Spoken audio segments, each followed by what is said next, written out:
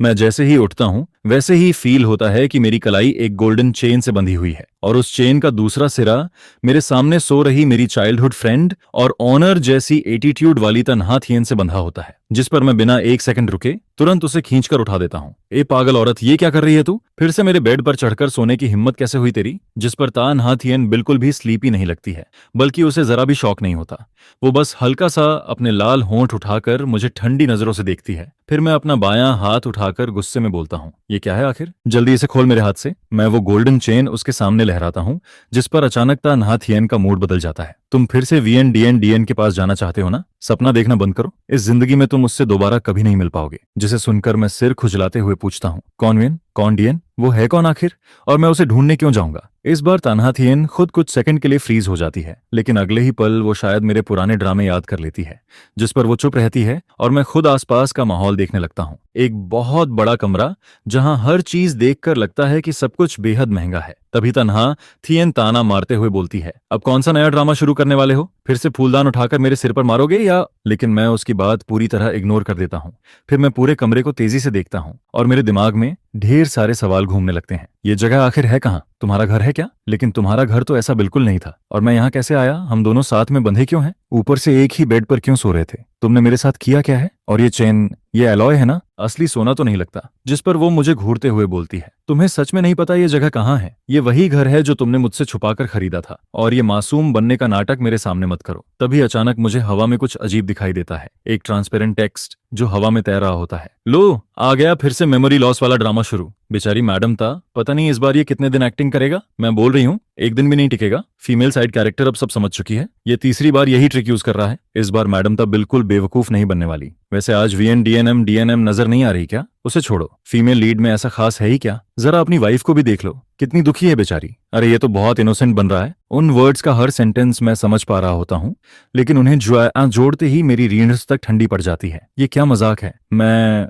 दूसरी दुनिया में आ गया हूँ क्या? फिर मैं सामने बैठी तन्हा थियन को देखता हूँ। ये फीमेल साइड कैरेक्टर है। ये तो मेरी बचपन वाली दुश्मन है, वही लड़की जो बचपन से मुझे आंखों में चुभती थी। जिस पर वो फिर पूछती है, तुम कह रहे हो कि तुम्हें वीएन डीएन याद नहीं? तो फिर तुम्हें क्या याद है? लेकिन मैं उसके सवाल का जवाब देने के बजाय उल्टा पूछ बैठता हूँ, क्या मेरी शादी हो चुकी है और तुम मेरी वाइफ हो? ये कैसे पॉसिबल है? जिस पर तन्हा थियन ठंडी आवाज में बोलती है, क्यों थान, अगर तुम डिवोर्स लेने का सोच रहे हो तो भूल जाओ। मैं तुम्हें और वीएन दीम दीम को कभी साथ नहीं होने दूंगी, चाहे मैं मर ही क्यों ना जाऊं। जिसे सुनकर मैं शॉक्ड होकर बोलता हूँ, मैं अभी 20 का भी नहीं हुआ हूँ, शादी कैसे कर सकता हूँ मैं? जरूर फेक डॉक्यूमेंट्स बनाए होंगे, ये शादी इल्लीगल है। जिस पर वो तुरंत पूछती है, तो अभी तुम्हारी उम्र कितनी है? 19 साल। ये सुनते ही तन्हा थियन पूरी तरह सन्न रह जाती है। उसका दिल जैसे एक पल के लिए रुक जाता है, लेकिन फिर वो खुद को संभाल लेती है। क्यों थान, मेरे पास तुम्हारे ड्रामे में टाइम वेस्ट करने का वक्त नहीं है। ये मेमोरी लॉस वाला एक्ट तुम कई बार कर चुके हो। तुम्हें बोरियत नहीं होती, लेकिन मुझे बहुत होती है। बस वीएन डीएन को ढूंढना बंद कर दो, वो तुमसे सच्चा प्यार नहीं करती। जिस पर मैं तुरंत बोलता हूँ, मुझे मेमोरी लॉस नहीं हुआ। कल ही तो मैंने स्पोर्ट्स फेस्टिवल में 800 मीटर रेस जीती थी। उसके बाद फर्स्ट प्राइज भी मिला था, और रेस के बाद मेरी तुमसे लड़ाई भी हुई थी। देखो, पैर में अभी भी चोट लगी है, लेकिन अभी जो कुछ हो रहा है उसका मुझे कुछ भी याद नहीं। जैसे जैसे तन्हा थियन मेरी बातें सुनती है, उसका चेहरा और भी खराब होता जाता है। उसकी नजरें लगातार मुझ पर टिकी रहती हैं, क्योंकि कियो थान की मुलाकात वीएन दीम दीम से उसी इवेंट के बाद हुई थी। अगर उसे सच में मेमोरी लॉस हुआ है, तो उसका वीएन डीएन को ना पहचानना बिल्कुल लॉजिकल था। फिर वो धीरे से बोलती है, तुम 19 साल के नहीं हो, तुम अब 26 साल के हो चुके हो, और हमारी शादी को पूरे 4 साल हो गए हैं। जिसे सुनकर मैं तुरंत बोल पड़ता हूँ, मैं नहीं मानता, मैं अभी भी 19 साल का हूँ, और सबसे बड़ी बात, मैं तुमसे शादी कैसे कर सकता हूँ? तुमने खुद कहा था कि दुनिया के सारे मर्द मर जाएं, तब भी तुम मुझे पसंद नहीं करोगी। जिस पर वो गहरी सांस लेकर बोलती है, आज के लिए मैं तुम्हारी बात मान लेती हूँ,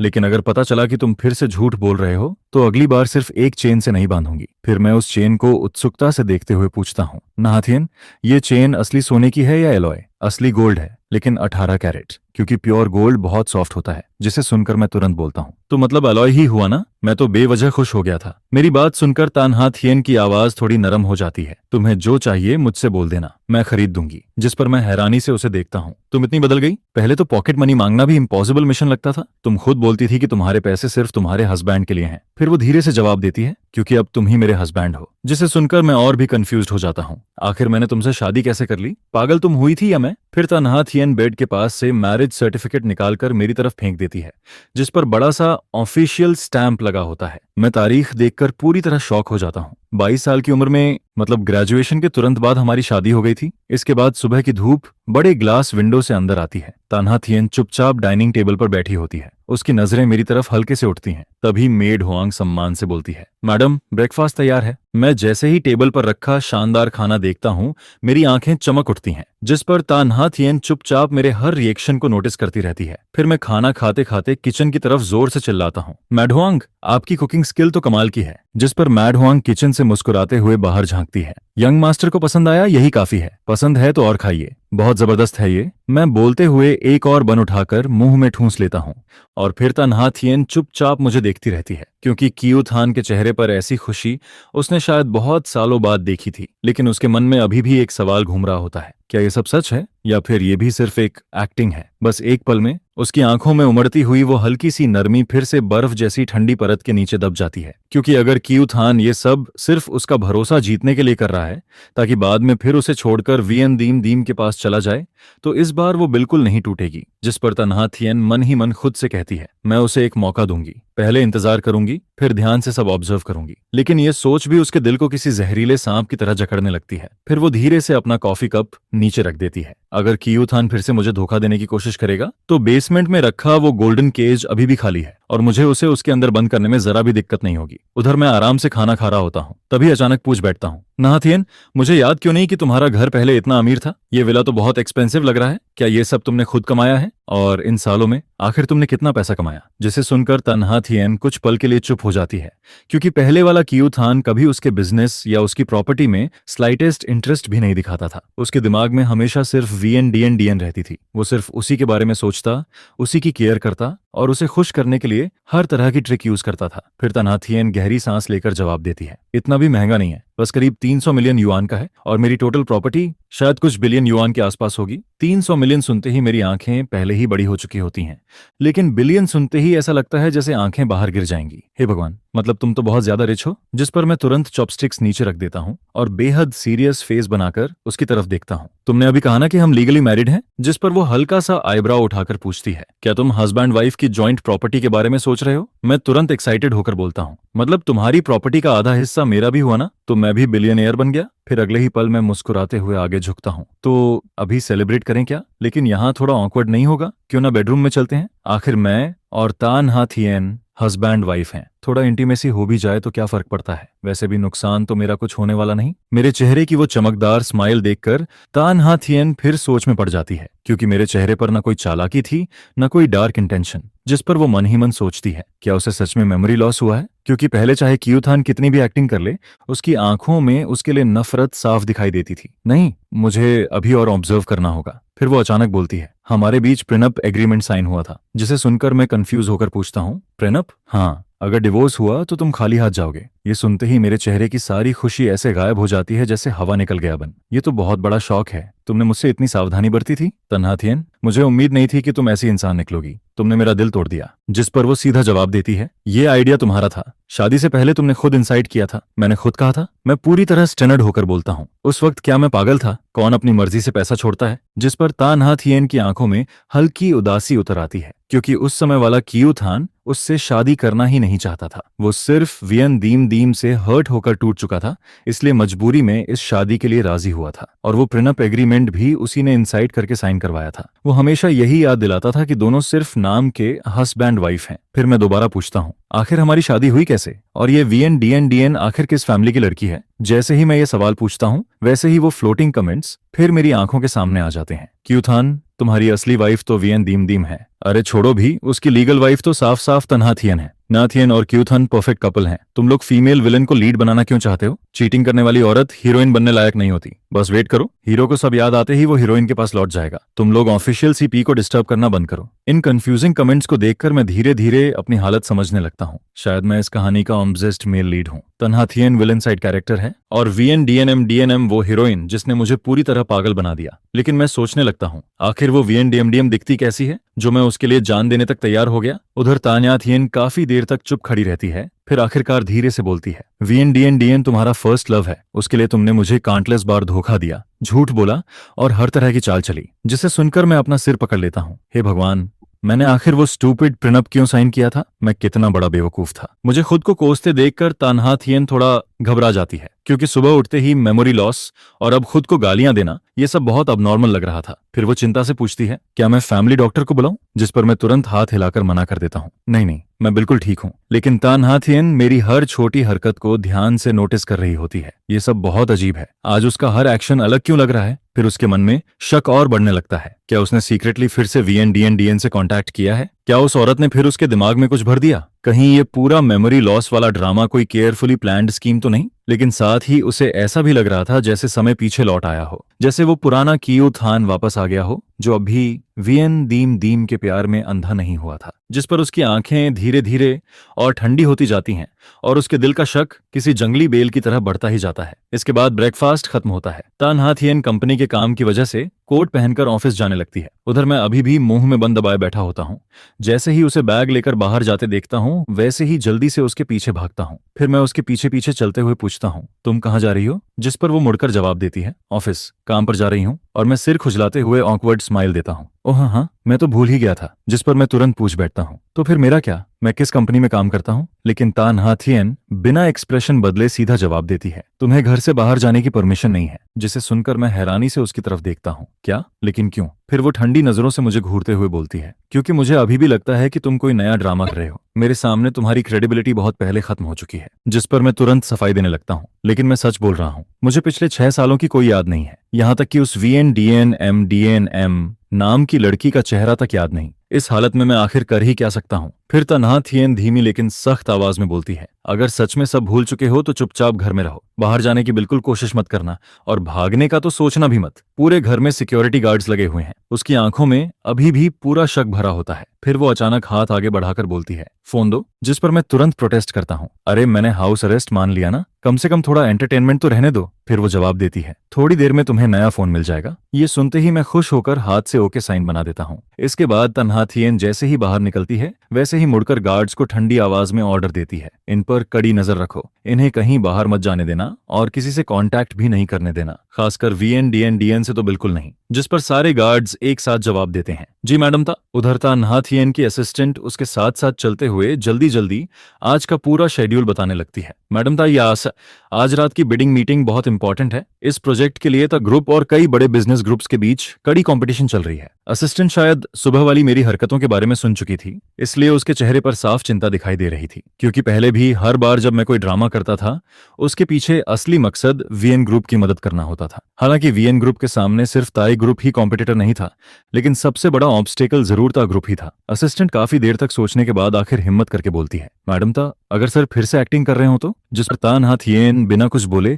उसकी तरफ देखती रहती है और असिस्टेंट जल्दी से आगे बोल पड़ती है, अगर वो जानबूझकर मेमोरी लॉस का नाटक कर रहे हो ताकि आप केयरलेस हो जाएं और फिर टुनाइट की बिडिंग में VN ग्रुप को फायदा पहुंचा दें। फिर वो और भी सीरियस होकर बोलती है, सर पहले भी कई बार तक ग्रुप के इंपॉर्टेंट डील्स खराब कर चुके हैं, लेकिन आपने हमेशा उन्हें माफ किया। चाहे कंपनी को कितना भी लॉस हुआ हो, चाहे शेयर होल्डर्स कितनी भी क्रिटिसिज्म करें, आपने डिवोर्स लेने से हमेशा मना कर दिया। जिस पर फ्लोटिंग कमेंट्स फिर हवा में तैरने लगते हैं, ये हीरो सच में अंधा है क्या? इतनी परफेक्ट रिच वाइफ छोड़कर उस ग्रीन टी बिच के पीछे पड़ा है। सच में मैं होती तो ऐसे आदमी को कब का बाहर फेंक देती। मैडम तो जैसी ब्यूटीफुल और सक्सेसफुल वाइफ होने के बाद भी उस चीटिंग वाली हीरोइन के पीछे भाग रहा है। मुझे तो देखते ही गुस्सा आने लगता है, लेकिन तानहा थियन बिल्कुल काम रहती है। फिर वो असिस्टेंट से कहती है, अगर वैसा कुछ भी हुआ जैसा तुम सोच रही हो तो तुरंत बैकअप प्लान शुरू कर देना, चाहे कुछ भी हो जाए, इस बार प्रोजेक्ट हमारे हाथ से नहीं निकलना चाहिए। जिस पर असिस्टेंट तुरंत सिर झुकाकर जवाब देती है, जी मैडम ता। उधर मैं घर में आराम से पड़ा होता हूँ। खाना खाकर पूरा पेट भर चुका था, इसलिए सीधे बेड पर फैल जाता हूँ। और सच कहूं तो ये बेड बहुत ज्यादा लग्जूरियस था। सिल्क की बेडशीट इतनी स्मूथ थी कि हाथ फिसल जाए। मैट्रेस इतना सॉफ्ट था कि लगता था बादलों पर लेटा हूं। ऊपर से स्मार्ट बेड भी था जो खुद पोजीशन एडजस्ट कर रहा था, जिस पर मैं आराम से करवट बदलते हुए सोचता हूँ, ऐसे बेड पर तो जिंदगी भर पड़ा रह सकता हूँ, बाहर जाने की जरूरत ही क्या है। फिर मैं पुरानी बातें याद करने लगता हूँ। पहले क्यू फैमिली और द फैमिली बस अच्छी खासी रिच फैमिलीज थी, महंगी चीजें खरीद सकते थे, लेकिन इतना जायंट विला खरीदना इम्पॉसिबल था। जिस पर मैं और कंफ्यूज्ड हो जाता हूँ, आखिर तन्हा थियन इतनी अमीर बनी कैसे? फिर मेरी नजर उन फ्लोटिंग कमेंट्स पर जाती है जो अभी भी हवा में तैर रहे थे, लेकिन उनमें ज्यादातर रैंडम बकवास ही होती है, कोई यूजफुल इन्फॉर्मेशन नहीं मिलती। जिस पर मैं बोर्ड होकर उन्हें इग्नोर कर देता हूँ और नया फोन लेकर इंटरनेट स्क्रॉल करने लगता हूँ। लेकिन थोड़ी देर बाद अचानक एक मैसेज पॉपअप होता है, क्यूथन, टुनाइट वाला प्रोजेक्ट मेरी कंपनी के लिए बहुत इंपॉर्टेंट है, तुम्हें मैंने किसी भी तरह तन्हा थियन को रोकना होगा। जैसे ही तग्रुप बाहर हो जाएगा हम शादी कर लेंगे। ये मैसेज पढ़कर मैं अभी सिर खुजला ही रहा होता हूँ कि तभी फ्लोटिंग कमेंट्स फिर सामने आ जाते हैं। वाह, हीरोइन अभी भी शेमलेस होकर हीरो को मैनिपुलेट कर रही है। 100% हीरो फिर से उसकी बात मान जाएगा। अरे नहीं, अभी हीरो को मेमोरी लॉस हुआ है ना, शायद अब उसे वो ग्रीन टी वुमन याद भी ना हो। रुको, मेमोरी लॉस अभी कंफर्म नहीं हुआ है, कहीं ये फिर से ट्रिक ना हो। टुनाइट वाला प्रोजेक्ट बहुत डेंजरस है, जो जीतेगा वो मार्केट में बहुत आगे निकल जाएगा। प्लीज हीरो, इस बार स्टूपिडिटी मत करना। इन कमेंट्स को देखकर आखिर मुझे पूरी बात समझ आने लगती है। तो ये मैसेज भेजने वाली वही ग्रीन टी हीरोइन VN है, जिस पर मैं तुरंत डिस्गास्टेड फेस बनाकर करवट बदल लेता हूं और फोन साइड में रख देता हूं। करीब 10 मिनट गुजर जाते हैं, लेकिन मैं रिप्लाई नहीं करता। उधर VN को कुछ गड़बड़ लगने लगता है। फिर वो लगातार स्वीट मैसेजेस भेजकर मुझे ल्योर करने की कोशिश करने लगती है, लेकिन मैं इतना इरिटेट हो जाता हूं कि सीधा उसका नंबर ब्लैकलिस्ट में डाल देता हूं, जिस पर VN पूरी तरह शॉक्ड रह जाती है। क्या उसने मुझे ब्लॉक कर दिया? फिर वो बेचैन होकर सोचने लगती है, क्या मैंने हाल में उसे इग्नोर ज्यादा कर दिया? इसके बाद वो तुरंत दूसरा अकाउंट यूज करके फिर से मैसेजेस भेजने लगती है, और इस बार उसके सारे मैसेजेस में वही फेक स्वीटनेस और ग्रीन टी वाली स्मेल भरी हुई होती है। लगभग सारी बातें यही थीं कि वो खुद को इनोसेंट साबित करना चाहती थी। उसके और बाकी मर्दों के बीच जो भी रिलेशनशिप थे वो सब सिर्फ बिजनेस पार्टनरशिप थी। उसके दिल में अगर कोई था तो सिर्फ मैं। वो इतना पैसा भी सिर्फ इसलिए कमा रही थी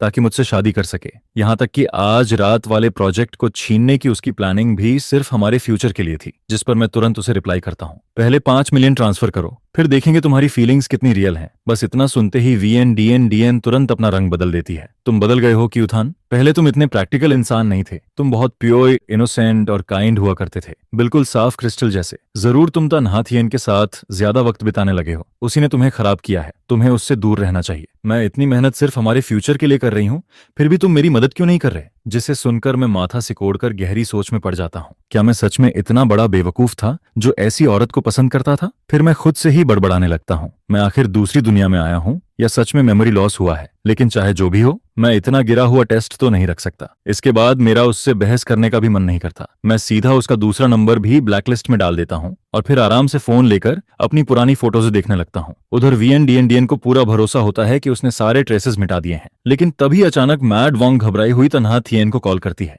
तन्हा थियन अभी हेलो तक नहीं बोल पाती, उससे पहले ही उधर से पैनिक भरी आवाज आती है, मैडम, यंग मास्टर लगातार उल्टियां कर रहे हैं, वो पेट पकड़कर दर्द से तड़प रहे हैं, अभी तो जमीन पर लौट रहे हैं। ये सुनते ही तन्हा थियन का चेहरा इंस्टेंटली बदल जाता है। फैमिली डॉक्टर कहाँ है? मैड वांग तुरंत जवाब देती है, मैंने डॉक्टर को कॉल कर दिया है, वो रास्ते में है। यंग मास्टर एम्बुलेंस बुलाना चाहते थे, लेकिन गार्ड्स ने मना कर दिया। उन्होंने कहा आपकी परमिशन चाहिए। जिसे सुनते ही तन्हा थियन गुस्से में ऑलमोस्ट चिल्ला पड़ती है, उन इडियट्स से कहो अभी तुरंत एम्बुलेंस बुलाएं, अगर क्यू थान को कुछ हुआ तो सबको निकाल दूंगी। ये सुनते ही गार्ड्स 1 सेकंड भी वेस्ट नहीं करते और तुरंत इमरजेंसी नंबर डायल कर देते हैं। उधर तन्हा थियन तुरंत ड्राइवर को कार मोड़ने का ऑर्डर देती है, जिस पर उसकी असिस्टेंट जल्दी से बोलती है, मैडम ता बिडिंग कॉन्फ्रेंस शुरू होने वाली है। लेकिन तन्हा थियन बिना हिचक जवाब देती है, मैं समझती हूँ तुम क्या कहना चाहती हो, लेकिन मेरे लिए क्यू थान हमेशा सबसे ऊपर रहेगा। चाहे उसने मुझे कितनी बार धोखा दिया हो, अगली बार भी मैं उसी पर भरोसा करूंगी। वो मुझे 100 बार हर्ट कर सकता है, लेकिन मैं उसे एक बार भी अकेला नहीं छोड़ सकती। फिर वो धीरे लेकिन भारी आवाज में बोलती है, मुझे इतनी मुश्किल से वो मिला है, मैं उसे खो नहीं सकती। जिसे सुनकर उसकी असिस्टेंट चू चू कुछ कहना चाहती है,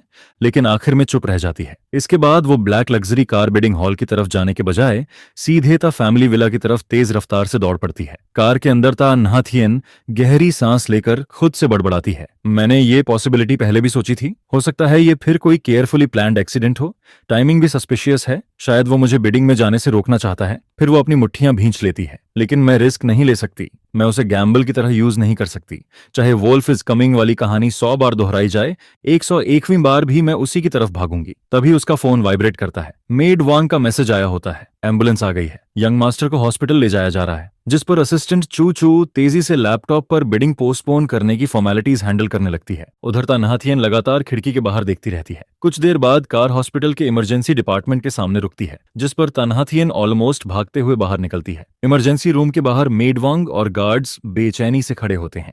जैसे ही वो उसे देखते हैं, मेड वांग की आवाज कांपने लगती है, मैडम, तन्हा थियन घबराकर पूछती है, क्यू थान कहाँ ना है? डॉक्टर अंदर ट्रीटमेंट कर रहे हैं, जिस पर वो तुरंत इमरजेंसी रूम के दरवाजे तक पहुंचती है। छोटे ग्लास विंडो से अंदर सिर्फ डॉक्टर्स की भागदौड़ दिखाई दे रही होती है। फिर वो अपनी मुट्ठियां कस लेती है, खुद को काम करने की कोशिश करती है और अगले ही पल गार्ड्स की तरफ मुड़कर ठंडी आवाज में पूछती है, अभी एम्बुलेंस बुलाने से किसने रोका था? उसकी आवाज ज्यादा ऊंची नहीं थी, लेकिन इतनी ठंडी थी कि सबके रोंगटे खड़े हो जाते हैं। फिर एक बल्कि गार्ड डरते हुए आगे आता है। मैडम, आपने पहले ऑर्डर दिया था कि अगर young master emergency contact use करें या बाहर जाना चाहें तो पहले आपकी परमिशन लेनी होगी। लेकिन वो उसकी बात बीच में ही काट देती है। मैंने तुम्हें उसे प्रोटेक्ट करने के लिए रखा था, न कि दर्द से तड़पते हुए देखने के लिए। उसकी आंखों में गुस्सा साफ जल रहा होता है। अगर उसे कुछ हो जाता तो क्या तुम सबकी जान उसकी बराबरी कर पाती? जिसे सुनकर सारे गार्ड्स डर के मारे चुप हो जाते हैं। कोई एक शब्द तक नहीं बोल पाता। तभी इमरजेंसी रूम का दरवाजा खुलता है और एक डॉक्टर बाहर आता है, जिस पर तन्हा थियन तुरंत उसके पास पहुंचकर पूछती है, डॉक्टर, मेरे हस्बैंड कैसे हैं? डॉक्टर तुरंत जवाब देता है, पेशेंट को एक्यूट गैस्ट्रोएंटेराइटिस हुआ है। उनका शरीर पहले से काफी कमजोर है। शायद वो नॉर्मली ठीक से खाना नहीं खाते, लेकिन आज अचानक बहुत ज्यादा फूड खा लिया, जिससे स्टमक ओवरलोड हो गया। खाना डाइजेस्ट नहीं हुआ और सीवियर क्रैम्प्स के साथ वॉमिटिंग शुरू हो गई। हमने मेडिसिन दे दी है, अभी हालत स्टेबल है और वो ड्रीप पर है। ज्यादा चिंता की बात नहीं है। ये सुनते ही तन्हा थियन का दिल जैसे जोर से धड़क उठता है। उसके पूरे शरीर की ताकत अचानक निकल जाती है, लेकिन साथ ही उसके अंदर अजीब सी राहत फैल जाती है। फिर वो लंबी सांस छोड़ते हुए धीरे से बोलती है, थैंक यू डॉक्टर, क्या मैं अब उनसे मिल सकती हूँ? जिस पर डॉक्टर सिर हिलाता है, मिल सकती हैं, लेकिन पेशेंट को रेस्ट चाहिए, इसलिए धीरे बात कीजिएगा। तन्हा थियन हल्के से सिर हिलाती है, फिर धीरे से रूम का दरवाजा खोलकर अंदर जाती है और अंदर हॉस्पिटल बेड पर मैं आंखें बंद किए पड़ा होता हूँ। मेरा चेहरा पूरी तरह पीला पड़ चुका था, जैसे शरीर से सारा खून ही निकल गया हो। मेरे हाथ की पीठ पर अभी भी ड्रिप की नीडल लगी होती है। पारदर्शी लिक्विड की बूंदें धीरे धीरे एक एक करके नीचे गिर रही होती हैं। तभी पास आती हुई कदमों की आवाज सुनकर मैं हल्का सा पलकें झपकाता हूँ, जिस पर मैं धीरे धीरे आंखें खोलता हूँ और सामने उसे देखता हूँ। वो तन्हा थियन होती है। उसी पल मेरी आंखों में एक बेहद कॉम्प्लिकेटेड इमोशन चमकता है, जैसे मैं हैरान भी हूँ और साथ ही कुछ सोच भी रहा हूँ। लेकिन अगले ही पल मैं फिर से वही कमजोर और बेबस वाला एक्सप्रेशन ओढ़ लेता हूँ। क्या टोंग की कोई बहुत इंपॉर्टेंट मीटिंग नहीं चल रही थी? मेरी आवाज भारी और बैठी हुई सुनाई देती है, जिस पर तन्हा थियन की आंखों में एक अजीब सी चमक उभरती है। फिर वो ठंडी आवाज में पूछती है, तुम्हें ये बात कैसे पता? जिस पर दानमाकू तैरने लगते हैं। ओहो, फीमेल लीड को शक होना शुरू हो गया है। मेल लीड तो जानबूझकर एक्टिंग कर रहा है ताकि उसे बिडिंग कॉन्फ्रेंस से रोका जा सके। चिंता मत करो, फीमेल लीड इतनी आसान नहीं है। चाहे वो ना भी जाए, उसके एम्प्लॉयज भी कोई मामूली लोग नहीं है। देखो देखो, मेल लीड बस छींक मारकर आंखों में आंसू लाता है और फीमेल लीड तुरंत भागती हुई चली आती है। सपोर्ट करो फीमेल लीड को, मेल लीड को सीधा कैद कर लेना चाहिए। वाह, इम्प्रिजनमेंट आर्क आने वाला है क्या? असल में मैं तो सब सच तन्हा थियन को बताने का सोच रहा होता हूँ, क्योंकि मेरी मौजूदा यादों में वही इंसान होती है जिसके साथ मैं सबसे ज्यादा फेमिलियर फील करता हूँ। आज मेरे फोन पर एक अजीब मैसेज आया था। उसमें लिखा था कि मुझे हर हाल में तुम्हें रोकना है, तुम्हें उस इंपॉर्टेंट कॉन्फ्रेंस में जाने नहीं देना है। तन्हा थियन, तुम्हें मुझ पर भरोसा करना होगा। मुझे सच में मेमोरी लॉस हुआ है।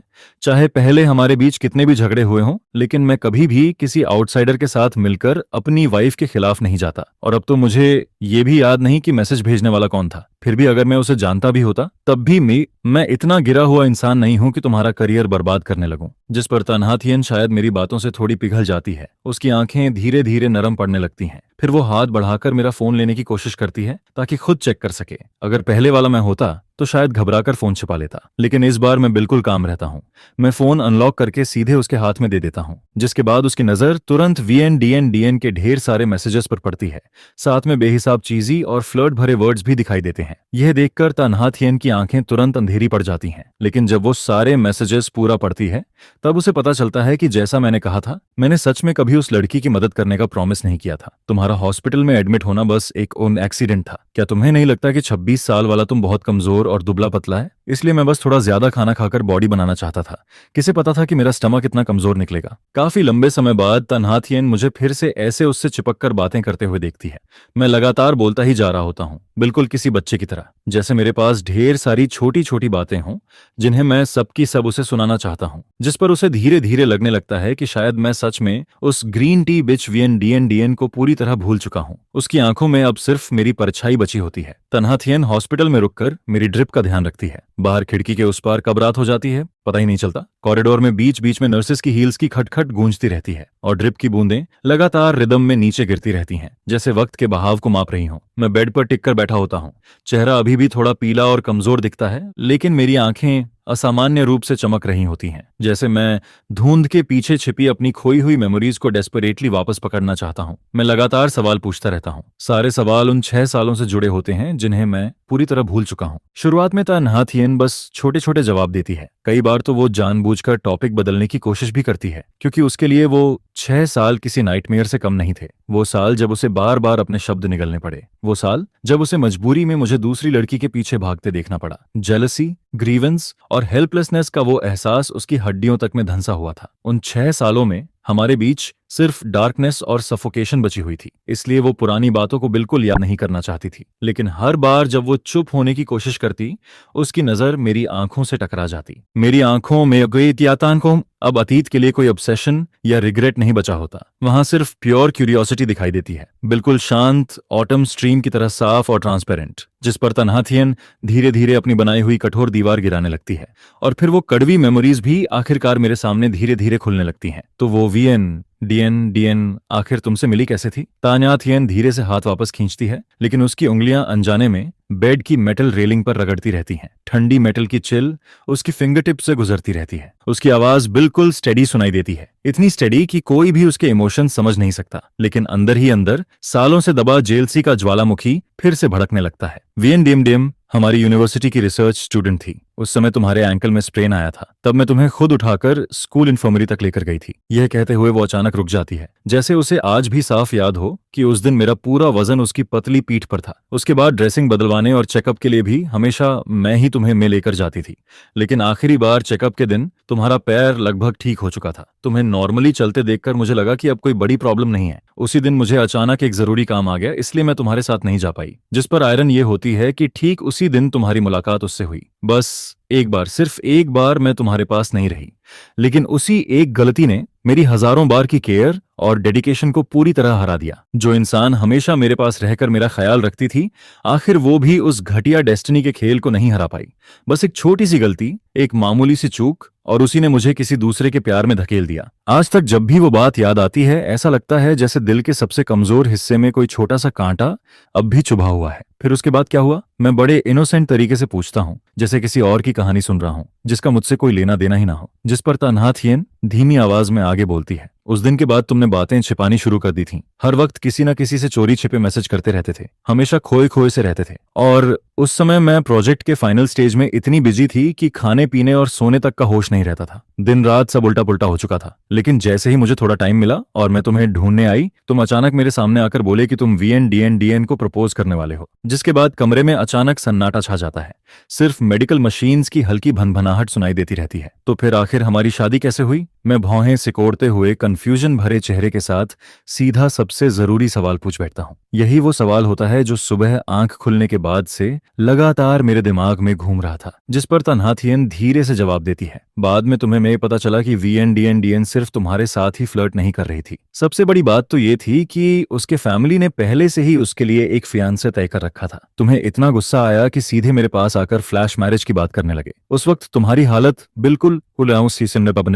बिल्कुल किसी छोड़े हुए पप्पी जैसी थी, और मैं उस समय बस तुम पर तरस खाकर मान गई थी। लेकिन तन्हा थियन झूठ बोल रही होती है। सच तो ये था कि वो हमेशा से मुझे सीक्रेटली चाहती थी, बस कभी पा नहीं सकी। और तभी अचानक मैं खुद उसके सामने एक गोल्डन चांस बनकर आ गया था। रुको जरा, मैं शॉक्ड होकर सीधा उठकर बैठ जाता हूँ। भूख और गुस्से की वजह से मेरी आवाज तक कांपने लगती है। इसी बीच तेज मूवमेंट की वजह से हाथ में लगी नीडल भी हल्की बाहर खिसक जाती है। तो इसका मतलब मैं किसी और का बॉयफ्रेंड छीनने वाला चीप साइड कैरेक्टर था? मैं लगभग चिल्ला पड़ता हूँ। दिल के अंदर डिसबिलीफ और एम्बैरेसमेंट दोनों एक साथ उमड़ने लगते हैं। इस वक्त मुझे समझ ही नहीं आता कि मुझे कैसा एक्सप्रेशन बनाना चाहिए। असल में मैं जानबूझकर तन्हा थियन से पिछले 6 सालों की सारी बातें डिटेल में पूछ रहा होता हूँ।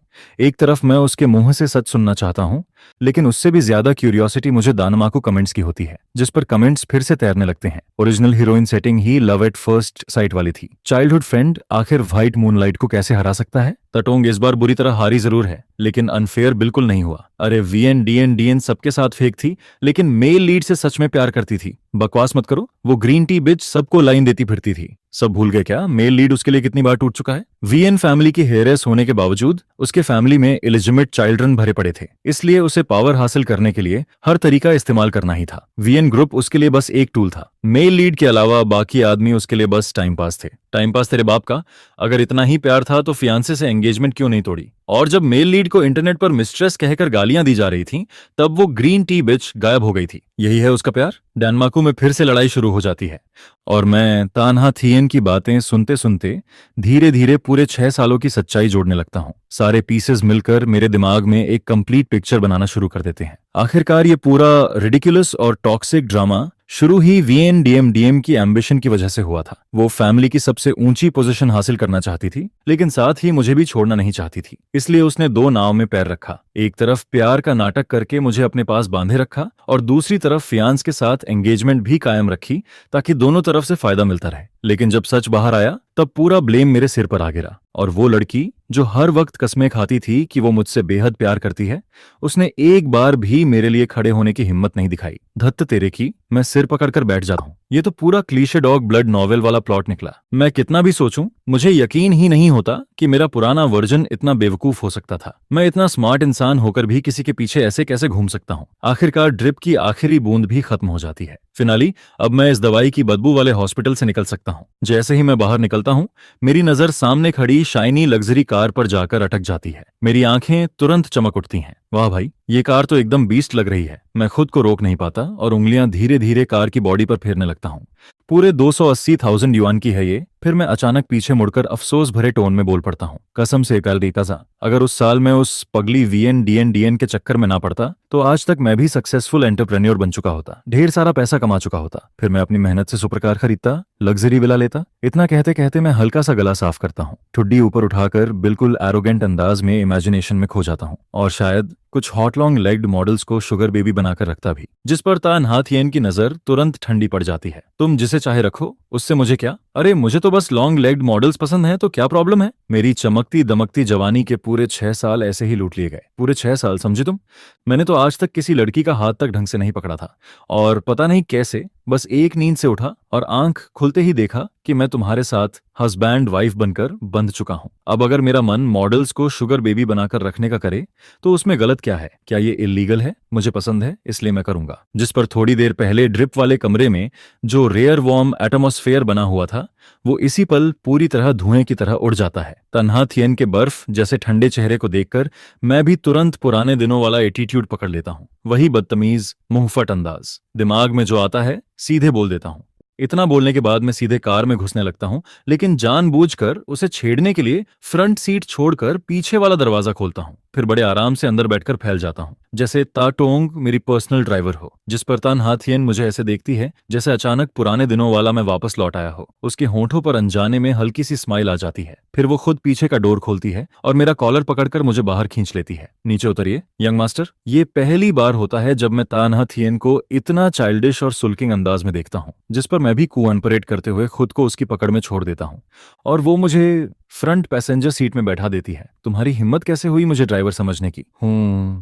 मेरे जैसे हैंडसम यंग मास्टर की ड्राइवर बनना भी तुम्हारे लिए ब्लेसिंग है। अंदर ही अंदर खुश हो रही होगी। जिस पर तान्हा थियन और बहस नहीं करती, बस क्वाइटली कार स्टार्ट करती है। लग्जरी कार रात की सड़क चीरती हुई सीधे ता फैमिली विला की तरफ निकल जाती है। जैसे ही कार घर के बाहर रुकती है, मैं फिर से नाटक शुरू कर देता हूँ। सीट पर फैलकर स्टीयरिंग पकड़ लेता हूँ और नीचे उतरने से मना कर देता हूँ, जिस पर तन्हा थियन मजबूर होकर बच्चों जैसी टग ऑफ वॉर शुरू कर देती है।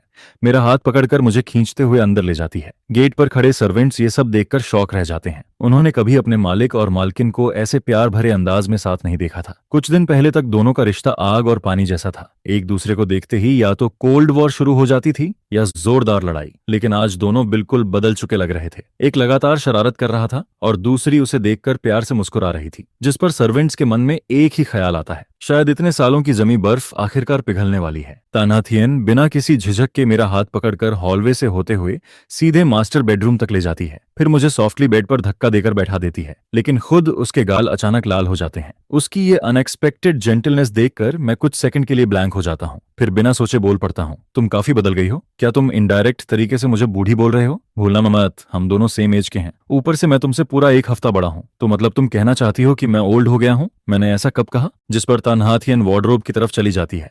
उसके होंठों पर हल्की स्माइल बनी रहती है। पहले जाकर नहा लो, हम दोनों साथ में सोएंगे। मेरे दिमाग में तुरंत अजीब अजीब इमेजिनेशन दौड़ने लगती है, जिस पर मैं सस्पिशियस होकर पूछ बैठता हूँ, हाँ, और जरूरत पड़ी तो मैं तुम्हें बांध भी दूंगी, क्या पता आधी रात को भाग जाओ। ये इलीगल डिटेंशन है, मैं पुलिस बुलाऊंगा। ठीक है, बुला लो, हम लीगली मैरिड हैं। मैं पुलिस को बोल दूंगी कि ये हस्बैंड वाइफ का प्राइवेट गेम है, देखना वो बीच में पड़ते हैं या नहीं। तन्हाथियन, तुम पूरी फीमेल हुलियन हो। जब मैं बाथरूम से निकलता हूँ तब मैंने सिर्फ नाइट सूट पहन रखा होता है, जिस पर तन्हाथियन एक पल के लिए ऑकवर्ड हो जाती है, फिर तुरंत उठकर खुद बाथरूम में चली जाती है। उसी समय बाहर रखा फोन अचानक चमक उठता है। ताटोंग, बिडिंग प्रोजेक्ट का रिजल्ट आ गया, हम जीत गए, वीएन फैमिली खत्म हो गई। तन्हाथियन जल्दी जल्दी नहाकर बाहर निकलती है, लेकिन जैसे ही वो बेडरूम में आती है उसका दिल अचानक डूब जाता है, क्योंकि कमरे में मैं कहीं दिखाई नहीं देता। उसका चेहरा तुरंत सफेद पड़ जाता है, जैसे किसी ने उसे बर्फीले कुएं में धक्का दे दिया हो। वो फिर से गायब हो गया। उसका शरीर हल्का कांपने लगता है, कोई जवाब नहीं आता। एक बुरी फीलिंग उसे अंदर से डुबाने लगती है। क्यूथन, जल्दी जाओ और उसे ढूंढ कर लाओ, अभी।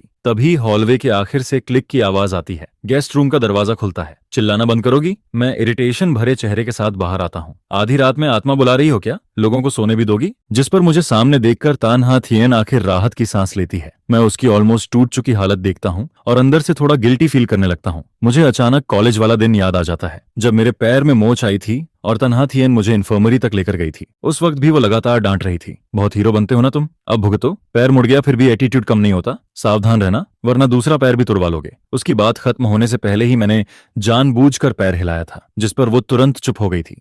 20 साल वाली तन्हाथियन भले बहुत शार्प टंग रखती थी, लेकिन जैसे ही मुझे कुछ होता वो तुरंत मेरे पास आ जाती थी, चाहे बात कितनी भी छोटी क्यों ना हो। और 26 साल वाली तन्हाथियन बाहर से भले कोल्ड दिखती हो, लेकिन अंदर से अब भी मेरी बहुत केयर करती है। मेरा मेंटल एज अभी भी काफी इम्यूचर था, इसलिए मैं बिना सोचे सीधे बोल देता हूँ, तुम सीक्रेटली मुझसे प्यार करती हो ना? ये सवाल नहीं था, मेरी आवाज में जरा भी हेजिटेशन नहीं थी, जिस पर तन्हाथियन के कदम अचानक रुक जाते हैं। बकवास मत करो और अभी तुरंत मेरे साथ रूम में चलो, यहाँ नहीं सोना है। उधर दानमाकू फिर से एक्सप्लोड हो जाते हैं, लेकिन मैं कमेंट्स पर ज्यादा ध्यान नहीं दे पाता, क्योंकि तन्हाथियन अब मेरे ठीक सामने खड़ी होती है। खुद चलकर वापस आओगे या फिर मैं लोगों को बुलाकर उठवाऊं? उसकी आंखें बर्फ जैसी ठंडी होती हैं और उसकी आवाज साफ बता रही होती है कि ये रिक्वेस्ट नहीं, सीधा ऑर्डर है। मैं तुरंत अपना चेहरा दूसरी तरफ घुमा लेता हूँ और घबराकर कहता हूँ, तुम बस लिविंग रूम में सो जाओ, तुम कहीं भाग थोड़ी जाओगे जो मुझे टेंशन हो। मुझे तुम्हें कोई इंटरेस्ट नहीं है, जरा खुद को देखो कितने दुबले हो गए हो। जिस पर मैं भी इंस्टिंक्टिवली खुद को ऊपर से नीचे तक देखने लगता हूँ। वो अब भी उतनी ही जहरीली जुबान में बात करती है, लेकिन फिर भी मैं उसकी आंखों के अंदर छिपी हुई वो चीज पकड़ लेता हूँ। उसकी आंखों में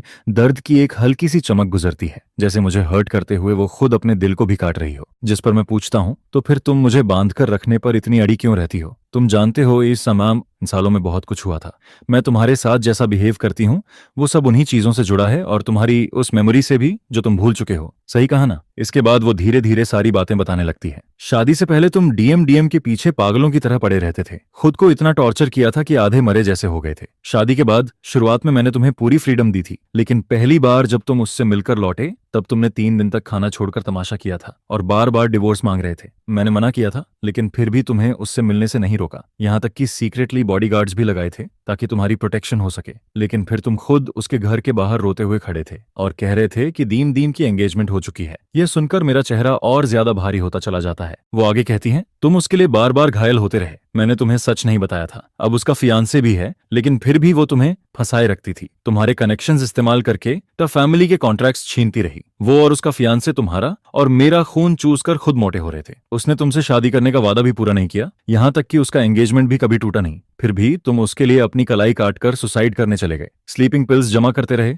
बार बार मरने की जिद करते रहे, यहाँ तक कि उसके बचपन के दोस्त को किडनी चाहिए थी और तुम खुशी खुशी अपनी किडनी डोनेट करने तक को तैयार हो गए थे। जिस पर वो गहरी सांस लेकर कहती है, अगर मैंने तुम्हें रोककर घर में बंद न किया होता तो आज तुम सिर्फ इतने कमजोर नहीं होते, बल्कि कब के हड्डियों का ढांचा बन चुके होते। उस दिन के बाद से दिन में मैंने लोगों से तुम्हारी निगरानी करवाई और रात में तुम्हें बांध कर अपने साथ सुलाने लगी ताकि तुम भाग ना सको। मैं पूरी तरह सुन्न पड़ जाता हूँ। वो मैं था? क्या मैं इतना बड़ा इडियट था? जितना ज्यादा मैं सुनता हूँ मेरा चेहरा उतना ही बदसूरत होता जाता है। मेरी पूरी वर्ल्ड व्यू हिलने लगती है। मुझे तो लगने लगता है कि इस नॉवेल के ऑथर का दिमाग ही खराब था। मैं इस बात को किसी भी तरह डाइजेस्ट नहीं कर पा रहा था।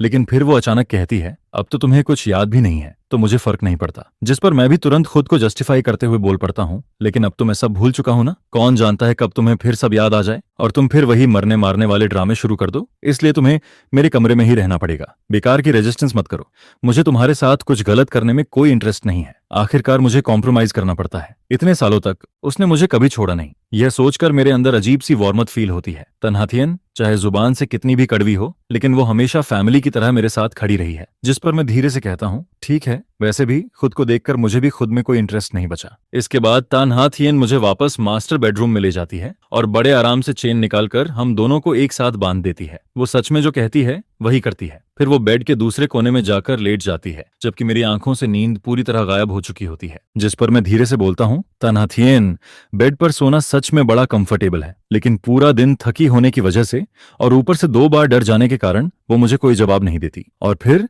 देखते ही देखते अगली सुबह हो जाती है। शांत कमरे में हल्की हल्की चेन टकराने की आवाज साफ सुनाई देती है। तानहाथियन उठ चुकी होती है। उसकी मूवमेंट्स बेहद हल्की होती हैं, लेकिन मेटल चेन की आवाज फिर भी मेरे कानों तक पहुंच जाती है, जिससे मेरी नींद खुल जाती है। मैं चिढ़कर तकिए में चेहरा दबा लेता हूँ। इतनी जल्दी क्यों उठा रही हो? आज सुबह तो कोई क्लास भी नहीं है, मुझे आराम से सोने दो ना। जिस पर वो धीमी आवाज में कहती है, पहले नीचे आकर ब्रेकफास्ट कर लो, उसके बाद जितना सोना है सो लेना। मैं आंखें बंद किए पड़ा रहता हूँ, लेकिन तभी मेरे दिमाग में कुछ गड़बड़ सी होने लगती है। रुको, मेंस डॉर्मेट्री में किसी लड़की की आवाज कैसे आ सकती है? और अगले ही पल टूटी हुई मेमोरीज अचानक जुड़ने लगती हैं। मैं ऐसे उछलकर बैठ जाता हूँ जैसे किसी ने मेरे ऊपर उबलता पानी डाल दिया हो। जिस पर वो हल्का सा मुस्कुराकर कहती है, तुम्हारी मेमोरी तो काफी अच्छी है, इतनी अच्छी तरह याद है कि आज कोई क्लास नहीं है। लेकिन मैं जवाब नहीं देता। मैं बस बेड पर बैठा और भी गहरे शौक और कंफ्यूजन में डूब जाता हूँ। 6 साल पहले की बातें मुझे ऐसे याद आने लगती हैं जैसे कल की ही बात हो। मेरे सामने खड़ी यह औरत और मेरे शरीर का बदल चुका एहसास दोनों मुझे यही बता रहे होते हैं कि सच में पूरे 6 साल गुजर चुके हैं। लेकिन यह बात बिल्कुल भी नॉर्मल नहीं थी। मेमोरी लॉस में इंसान सब भूल जाता है। फिर ऐसा कैसे हो सकता है कि पुरानी बातें साफ याद रहें,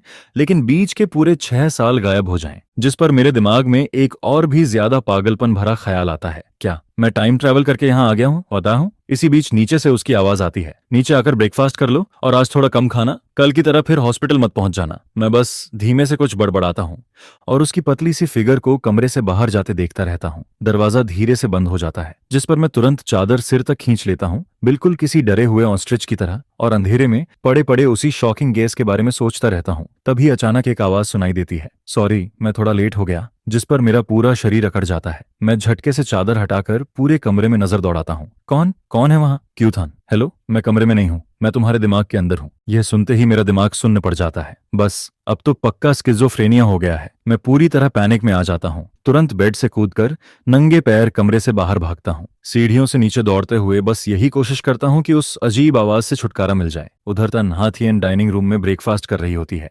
मेरी घबराई हुई चीख सुनते ही वो फोर्क और नाइफ फेंक कर तुरंत सीढ़ियों की तरफ दौड़ पड़ती है और कुछ सीढ़ियां चढ़ते ही वो सीधे मुझसे टकरा जाती है। क्या हुआ? हाँ, अंधान। उसकी नजर तुरंत मेरे पीले पड़े चेहरे पर जाती है, जिस पर मैं उसकी बांह कसकर पकड़ लेता हूँ, जैसे डूबता इंसान आखिरी तिनका पकड़ता है। मेरी आवाज कांप रही होती है और मैं तेजी से बोलने लगता हूँ। अभी अभी मुझे एक अजीब आवाज सुनाई दी। वो सीधे मेरे दिमाग के अंदर बोल रही थी, नाथियन, क्या मुझे सच में कोई मेंटल प्रॉब्लम हो गई है? क्या मुझे स्किज़ोफ्रेनिया हो गया है, इसलिए मुझे हेलुसिनेशंस हो रहे हैं? लेकिन वो बस कंफ्यूज्ड होकर मुझे देखती रहती है। तुम क्या बोल रहे हो? कैसी आवाज? जिस पर मैं अचानक रुक जाता हूँ। क्या तुम सुन नहीं पा रही? मैं शॉक्ड होकर उसे घूरने लगता हूँ, लेकिन अगले ही पल उसकी आवाज साफ मेरे कानों में गूंजती है। तुमने अभी मुझे बाहरी कहा? यह सुनते ही तानहाथियन का चेहरा सख्त पड़ जाता है। उसकी आंखों में हर्ट साफ दिखाई देने लगता है। इतनी देर से तुम लगातार कुछ ना कुछ बोले जा रहे हो, लेकिन मुझे तुम्हारी एक भी बात सुनाई नहीं दी। अभी बस एक बार तुम्हें डांटा ही था और तुम्हारा गला फिर से बंद हो गया क्या? मैं घबराहट और गुस्से के बीच बुरी तरह फंसा हुआ था। डर कुछ पल के लिए गुस्से के नीचे दब चुका था। अभी थोड़ी देर पहले तुमने सच में एक भी आवाज नहीं निकाली थी। पहले मेमोरी लॉस, अब बोलना बंद, ऊपर से हेलुसिनेशंस भी। जिस पर तानहाथियन बिल्कुल भी देर नहीं करती। चलो अभी इसी वक्त हॉस्पिटल चलते हैं। तभी अचानक वही आवाज एक बार फिर मेरे दिमाग के अंदर गूंज उठती है। इस बार उसकी टोन थोड़ी कंफर्टिंग होती है। होस्ट, डरिए मत, मैं कोई वियताई नहीं हूँ और ना ही आपको स्किज़ोफ्रेनिया हुआ है। मैं सिस्टम 0137 हूँ। सिस्टम 0137? मैं तुरंत छटपटाना बंद कर देता हूँ। दिमाग में चल रहा केओस इस अजीब नाम पर आकर अटक जाता है और मेरी सोच अचानक एक नई दिशा में मुड़ जाती है। मैं बेख्याली में बड़बड़ाता हूँ, 0137। सुनने में तो किसी फोन नंबर जैसा लग रहा है जिस पर सिस्टम 0137 सपाट आवाज में जवाब देता है। जी हाँ, होस्ट। और सबसे पहले मुझे माफी मांगनी है। असल में मुझे कल ही आपसे कांटेक्ट करना था, लेकिन हेडक्वार्टर्स में इमरजेंसी मीटिंग बुला ली गई थी, इसलिए अब जाकर मैं आपसे जुड़ पाया हूँ। इसके अलावा आप सीधे मेरी एग्जिस्टेंस का जिक्र नहीं कर सकते। दूसरों के सामने मुझसे जुड़े सारे शब्द ऑटोमेटिकली ब्लॉक हो जाएंगे।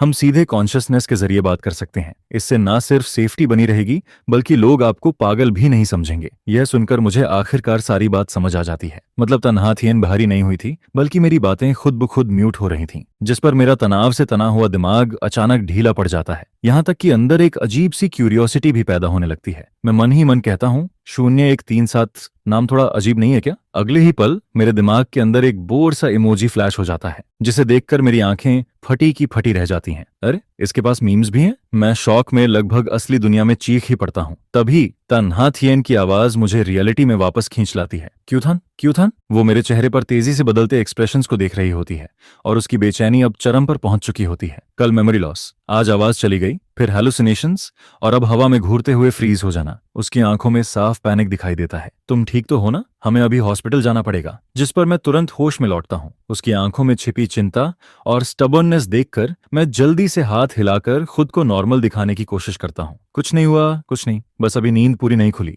दिमाग थोड़ा स्लो चल रहा है। चलो ब्रेकफास्ट करते हैं, मुझे भूख लगी है। तन्हा थियन मुझे शक भरी नजरों से देखती है, लेकिन ब्रेकफास्ट खत्म होने के बाद कंपनी जाने से पहले भी वो फैमिली डॉक्टर को बुलाना नहीं भूलती। इसी दौरान जब डॉक्टर मेरा चेकअप कर रहा होता है, तभी एक मिडिल एज्ड आदमी रोते हुए अंदर घुस आता है। प्लीज मिस से मेरे लिए 2 शब्द कह दीजिए, मुझे नौकरी से मत निकलवाइए। मैं पूरी तरह घबरा जाता हूँ। आखिर मेरी मेंटल एज अभी भी 20 साल वाले लड़के जैसी ही थी। किसी बड़े आदमी को मेरे सामने घुटनों पर गिरते देखना मेरे लिए बहुत भारी था, जिस पर मैं जल्दी से उसे उठाने की कोशिश करता हूँ। पहले उठिए, आराम से बताइए क्या हुआ है। वो रोते हुए कहता है, सर घर में बूढ़े माँ बाप हैं और 2 बेटे अभी यूनिवर्सिटी में पढ़ रहे हैं, मैं ये जॉब नहीं खो सकता। उधर बॉडीगार्ड्स पहले ही विला की सारी सिचुएशन तन्हा थियन को रिपोर्ट कर चुके होते हैं। कल ही बदला गया नया नंबर उसी दिन डीएम तक पहुंच गया था। इसका मतलब साफ था, घर के अंदर कोई स्पाई मौजूद था। दीम एक तरफ कंपनी की खबरें निकाल रही थी और दूसरी तरफ हायन थान को लगातार फंसाए रख रही थी, जैसे तन्हा थियन नाम की कोई चीज इस दुनिया में हो ही ना। लेकिन मैं उस आदमी की हरकतें सुनने के बाद उसके लिए बची हुई थोड़ी सिंपैथी भी खो देता हूँ। एक ऐसा इंसान जो अपने मालिक को बेच सकता है, उसे अपने पास रखना मतलब खुद के नीचे बॉम्ब दबाकर बैठना था। आज तुम तन्हा थियन को बेट्रे कर रहे हो, कल किसी और को भी बेच दोगे। आज इन्फॉर्मेशन लीक हुई है, कल किसी की जान भी जा सकती है। जिस पर मैं ठंडी आवाज में कहता हूँ, तुम जैसे लोगों को तो फैमिली अपने पास नहीं रख सकती। तुम्हें मार्केट स्टैंडर्ड के हिसाब से सैलरी मिल जाएगी, लेकिन अगर तुमने यहाँ रोना धोना जारी रखा तो कंपनी रूल्स तोड़ने के लिए ल्यूजेड भी हो सकता है। बॉडीगार्ड्स मेरी कही हुई हर बात बिना एक शब्द छोड़े पूरी डिटेल में तन्हा थियन तक पहुंचा देते हैं, जिस पर उसका पहले से खून पी जाने वाला एक्सप्रेशन धीरे धीरे नरम पड़ने लगता है। उधर फैमिली डॉक्टर की रिपोर्ट में पता चलता है कि मेरा शरीर पूरी तरह हेल्दी है, बस मैं जरूरत से ज्यादा कमजोर हो चुका हूँ। यह सुनकर तन्हा थियन का मूड साफ अच्छा हो जाता है। वो मन ही मन सोचती है, शायद पिछले कई सालों में आज पहली बार मुझे इतना हल्का महसूस हो रहा है।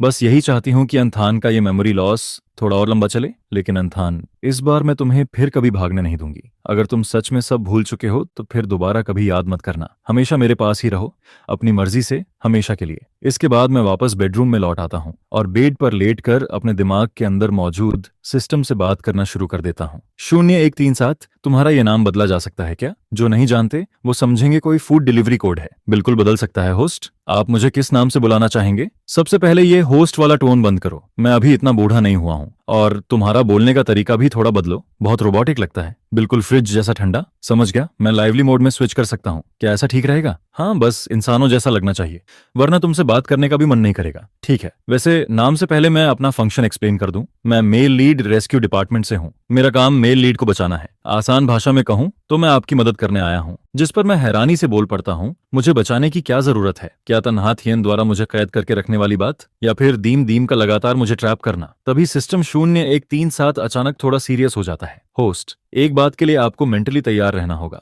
हम जिस दुनिया में रह रहे हैं वो असल में एक नॉवेल है। मैं तुरंत बोल पड़ता हूँ, वो तो मुझे पहले से पता है। जिस पर सिस्टम पूरी तरह हक्का बक्का रह जाता है। आपको कैसे पता चला? अरे इतनी भी अनबिलीवेबल बात नहीं है, सिस्टम घबराकर बोलता है। मैं तो अभी अभी ट्रांसफर होकर आया हूँ, मैंने तो अभी तक कुछ बताया भी नहीं। क्या किसी और कैरेक्टर ने आपको स्क्रिप्ट लीक कर दी? मैं तुरंत जवाब देता हूँ, किसी ने कुछ लीक नहीं किया, मुझे कमेंट्स दिखाई देते हैं। ये सुनते ही सिस्टम कुछ सेकंड के लिए पूरी तरह साइलेंट हो जाता है। ओह, तो ये हमारी तरफ से बग था। कल जल्दीबाजी में मैं गलती से कमेंट फंक्शन ऑन छोड़ गया था, तो तुमने उन्हीं कमेंट्स के जरिए इस दुनिया को समझा जिस पर मैं सीधा मुंह बनाकर बोलता हूँ? बिल्कुल नहीं। उन कमेंट्स में या तो लोग कार्ड गेम खेल रहे होते हैं या फिर आपस में लड़ रहे होते हैं। कोई खास यूजफुल इन्फॉर्मेशन नहीं मिलती वहां से। मुझे बस इतना पता चला कि मैं किसी बेकार रोमांस नॉवल का मेल लीड हूँ। तान्या थियन विलेनस फीमेल लीड है और ऊपर से एक चीटिंग एडिक्ट फीमेल लीड भी है, जिस पर सिस्टम तुरंत विरोध करता है। लेकिन मैं आपको खुद को ऐसे इंसल्ट करने की परमिशन नहीं दूंगा। मेल लीड को कॉन्फिडेंट होना चाहिए, स्ट्रांग होना चाहिए। ये पूरी दुनिया आपके लिए बनी है। फीमेल लीड और फीमेल सपोर्टिंग कैरेक्टर दोनों को सीरियसली रिफ्लेक्ट करना चाहिए। मैं तुरंत मुंह बनाकर बोल पड़ता हूँ, तुम्हें सच में लगता है कि मैं इस दुनिया का सेंटर हूँ? फिर सारे रिसोर्सेज, कनेक्शंस और फायदे हमेशा फीमेल लीड के पास क्यों जाते हैं? और मेरी हालत देखो, मैं इतना दुबला हो चुका हूँ कि खुद अपनी हड्डियां चुभती हैं। जिस पर सिस्टम थोड़ा ऑकवर्ड होकर जवाब देता है, ये नॉवेल बहुत पुराने ट्रॉप वाला है, वही टॉक्सिक लव, अब्यूज, ट्रेजेडी और सफरिंग वाला स्टाइल। लेकिन अब ये ट्रेंड आउटडेटेड हो चुका है। नोवेल वर्ल्ड्स लगातार रिकार्निएट होते रहते हैं, लेकिन पिछले कुछ साइकिल से ये छोटा वर्ल्ड धीरे धीरे अपनी ओरिजिनल ट्रैजेक्टरी से बाहर जा रहा है। खासकर पिछले साइकिल में विलेनस पूरी तरह ब्लैकन हो गई थी। उसने सीधे फीमेल लीड को खत्म कर दिया और फिर आपके सामने खुद भी सुसाइड कर लिया। उसके बाद मेन कैरेक्टर पूरी तरह कोलैप्स हो गया और दुनिया को मजबूरी में रीस्टार्ट करना पड़ा। लेकिन इस बार के रीइंकार्नेशन में भी विलेनस की एक्शंस फिर अब नॉर्मल होती जा रही हैं। मैं तुरंत चौंक कर बीच में रोक देता हूँ। रुको, तुमने अभी क्या कहा? मैं मर गया था? मैं मेल लीड हूं ना, फिर मैं कैसे मर सकता हूँ? आखिर इस दुनिया का असली सेंटर कौन है? फीमेल लीड क्या ऑथर की असली बेटी है और मेल लीड कूड़े से उठाया हुआ बच्चा? जितना बोलता हूँ उतना ही गुस्सा बढ़ता जाता है। क्यों मरूं मैं? मुझे क्यों मरना पड़े? अगर मरना ही पड़ा तो उससे पहले उस ग्रीन टी बिच दीम दीम को भी साथ लेकर डूबूंगा। तभी सिस्टम 0-1-3-7 के अंदर अचानक वार्निंग अलार्म बजने लगते हैं। Alert alert, host alert alert. Host की इमोशंस अनस्टेबल हो रही हैं, जिस पर वो जल्दी से मुझे शांत कराने लगता है। होस्ट काम डाउन, हम यहाँ आपकी मदद करने आए हैं, हमारा काम आपको हैप्पी एंडिंग दिलाना है। मैं तुरंत तुनक कर बोलता हूँ, अगर तुम्हारा मतलब ओरिजिनल प्लॉट को वापस सीधा करके मुझे और डीएमडी को हैप्पी एंडिंग देना है तो उससे अच्छा मैं अभी जाकर उसे चाकू मार दूं। ऐसा डिस्गस्टिंग एंडिंग देखकर आखिर कौन खुश होगा? ऐसी औरत को पसंद ही कौन करेगा? ऑथर को इतना ही प्यार है उससे तो खुद उसके साथ जिंदगी गुजारे। जिस पर सिस्टम जल्दी से समझाने लगता है, calm down, male lead department का ऑथोरिटी लेवल बहुत हाई है और वैसे भी अब वो टॉक्सिक एंडिंग वाला ट्रेंड खत्म हो चुका है। आप अपना एंडिंग खुद चूज कर सकते हैं, चाहे विलेनस को फाइनल विनर बनाइए या फिर अकेले रहने वाले कोल्ड मेल लीड का रास्ता चुन लीजिए। यह सुनकर मैं थोड़ा शांत होता हूँ। अब बात कुछ सुनने लायक लगी। मैं बस एक हैप्पी रियूनियन एंडिंग चाहता हूँ। फिर मैं थोड़ा सोच कर कहता हूँ, अब से तुम्हारा नाम डॉनवियन होगा, कैसा लगा? जिस पर सिस्टम खुशी से जवाब देता है, कोई प्रॉब्लम नहीं होस्ट, हमारा लक्ष्य ही परफेक्ट हैप्पीनेस है, आगे भी अच्छे से साथ काम करेंगे। मैं तुरंत अगला सवाल पूछता हूँ, लेकिन तुमने अभी तक ये नहीं बताया कि तुम्हारे फंक्शंस क्या हैं? तुम मेरी हेल्प कैसे करोगे? तुम्हारा वो कमेंट फंक्शन तो मदद कम इरिटेशन ज्यादा देता है, सारे लोग दिन भर लड़ते रहते हैं। जिस पर डॉनवियन तुरंत माफी मांगता है, सॉरी होस्ट, अभी बंद करता हूँ, बाद में अगर देखना चाहो तो सबकॉन्शियसनेस में जाकर खुद इनेबल कर सकते हो। इसके अलावा आपको मेन मिशंस पूरे करने होंगे, हर स्टेज कंप्लीट होने पर रिवॉर्ड्स अनलॉक होंगे। सबसे बड़ा अंतिम रिवॉर्ड है सफेद बालों तक साथ निभाने वाला प्यार। अगर आपके पास लवर ना भी हो तब भी अकेले शांति से बूढ़े होने तक जीना अपने आप में एक ग्रैंड रिवॉर्ड माना जाएगा। मैं थोड़ा सस्पिशियस होकर पूछता हूँ, और अगर मेरी किस्मत खराब हुई और जिस इंसान को मैं चुनूं वही मुझे बिट्रे कर दे? जिस पर डॉनवियन तुरंत जवाब देता है, तो आप किसी भी समय पार्टनर बदल सकते हैं, नया चुना गया इंसान उसी रिवॉर्ड इनहेरिटेंस को आगे कैरी करेगा। मेल लीड सिस्टम हमेशा मेल लीड को फर्स्ट प्रायोरिटी देता है। यह सुनकर मैं काफी सेटिस्फाइड महसूस करता हूँ, लेकिन फिर मेरे दिमाग में एक और सवाल आता है। 2 दिन पहले तक मैं यूनिवर्सिटी स्टूडेंट था, फिर अचानक अब मैं 4 साल से मैरिड कैसे हूँ? ये आखिर हुआ कैसे? जिस पर डॉनवियन ऑकवर्ड होकर हंसता है। वो पहले मेरी एक्सप्लेनेशन सुनिए। स्टोरी शुरू होने के समय मैं आपको मेन हेडक्वार्टर्स लेकर गया था ताकि सर्वर कनेक्शन किया जा सके। आखिर नॉवेल कैरेक्टर्स को पूरी कहानी की अवेयरनेस नहीं होती, लेकिन अपग्रेड प्रोसेस में मैंने थोड़ा ज्यादा टाइम ले लिया। असल में हमें यहाँ 6 साल पहले पहुंचना चाहिए था, लेकिन हेडक्वार्टर्स का इंटरनेट बहुत लैग कर रहा था, जिससे मेरा अपग्रेड डिले हो गया। वहां का एक दिन इस छोटे वर्ल्ड के 1 साल के बराबर होता है। मैंने सोचा था ज्यादा से ज्यादा हम तुम्हारी शादी के समय लौटेंगे, लेकिन लौटते लौटते हालत इससे भी खराब हो गई। मैं तुरंत माथा पकड़ लेता हूँ, मैं खुद यूनिवर्सिटी स्टूडेंट हूँ और तुम भी। ऊपर से तुम्हारा सिस्टम इतना यूजलेस निकला, आखिर अपग्रेड में कर क्या रहे थे? जिस पर डॉनवियन थोड़ा शर्मिंदा होकर बोलता है, मैं इसी साल सिस्टम यूनिवर्सिटी से ग्रेजुएट हुआ हूँ और आप मेरे पहले होस्ट हैं। मैं तुरंत शॉक्ड होकर चीख पड़ता हूँ, क्या तुम भरोसेमंद हो भी या नहीं? अब तो मुझे तुम्हारी कैपेबिलिटी पर सीरियसली डाउट होने लगा है। लेकिन डॉन वियन पूरी सिंसेरिटी से जवाब देता है, मुझे खुद पर भरोसा है, मैं गारंटी देता हूँ कि आपको हैप्पीनेस मिलेगी। मैं कुछ देर चुप रहता हूँ, फिर धीरे से पूछता हूँ, तो इन 6 सालों में क्या मैं एग्जिस्ट करता था? जिस पर वो समझाता है, बिल्कुल, ये वर्ल्ड हमेशा से आपके साथ मौजूद था और नॉवेल प्लॉट के हिसाब से चलता रहा। इन 6 सालों तक वर्ल्ड प्रोग्राम खुद ऑटोमेटिकली चलता रहा, इंसानों की भाषा में कहें तो ऑटो प्ले मोड। यह सुनकर मैं और कंफ्यूज्ड हो जाता हूँ। अगर सब ऑटो मोड में चल सकता था तो फिर मेरी जरूरत ही क्या थी? लॉजिक से देखें तो कहानी में मैं वैसे ही बिहेव करता, ऑटो मोड भी वही रूट फॉलो कर रहा था, तो फिर मेरे और उस ऑटो वर्जन में फर्क क्या है? ऊपर से वो सब एक्शंस मेरी असली पर्सनालिटी से बिल्कुल अलग हैं, वो चीजें मैं कभी नहीं कर सकता। जिस पर डॉन वियन धीरे से जवाब देता है, डिफरेंस ये है कि ऑटो कंट्रोल्ड बॉडी को दर्द महसूस नहीं होता, ना इमोशंस होते हैं ना थॉट्स, लेकिन आपको होते हैं। मैं तुरंत जोर से बोल पड़ता हूँ, अगर मेरे पास इमोशंस और थॉट्स हैं तो मैं इतनी स्टूपिड चीजें कभी नहीं करता। मत कहो कि वो मैं था, वो बिल्कुल मैं नहीं था। दूसरे लोग स्क्रिप्ट खत्म करके लॉग आउट कर जाते हैं, लेकिन तुम अलग हो। तुम्हारा बिगिनिंग और एंडिंग दोनों प्लॉट से फ्री हैं। सिर्फ बीच का हिस्सा जबरदस्ती कंट्रोल किया गया था। जिसे लोग मैनिपुलेट कर रहे थे वो असली मैं नहीं था, वो बस लकड़ी की कठपुतली थी। वो स्क्रिप्ट के हिसाब से जी रहा था, अपनी मर्जी से नहीं। स्टोरी वाला मैं और अभी वाला मैं दोनों पूरी तरह अलग इंसान हैं। उसकी सोच और एक्शंस को मैं बिल्कुल समझ नहीं सकता। बार बार मुझसे बेवकूफियां करवाना, एक दो बार तक तो ठीक है, लेकिन हर बार एक जैसी स्टुपिडिटी करना इम्पॉसिबल है। जिस पर डॉन वियन धीरे से कहता है, अगर आपको लगता है कि स्क्रिप्ट वाला इंसान आप नहीं थे तो ये बिल्कुल नॉर्मल बात है। जो इंसान स्क्रिप्ट के बंधन में बंधकर मर गया था वो असल में तुम्हारा रियल रूप था ही नहीं। सिर्फ वही रूप जहां तुम अपनी मर्जी से आजाद होकर जीते हो, वही तुम्हारा रियल सेल्फ है। चाहे कुछ भी हो जाए, मैं उन 6 सालों को कभी अपना नहीं मानूंगा। सच में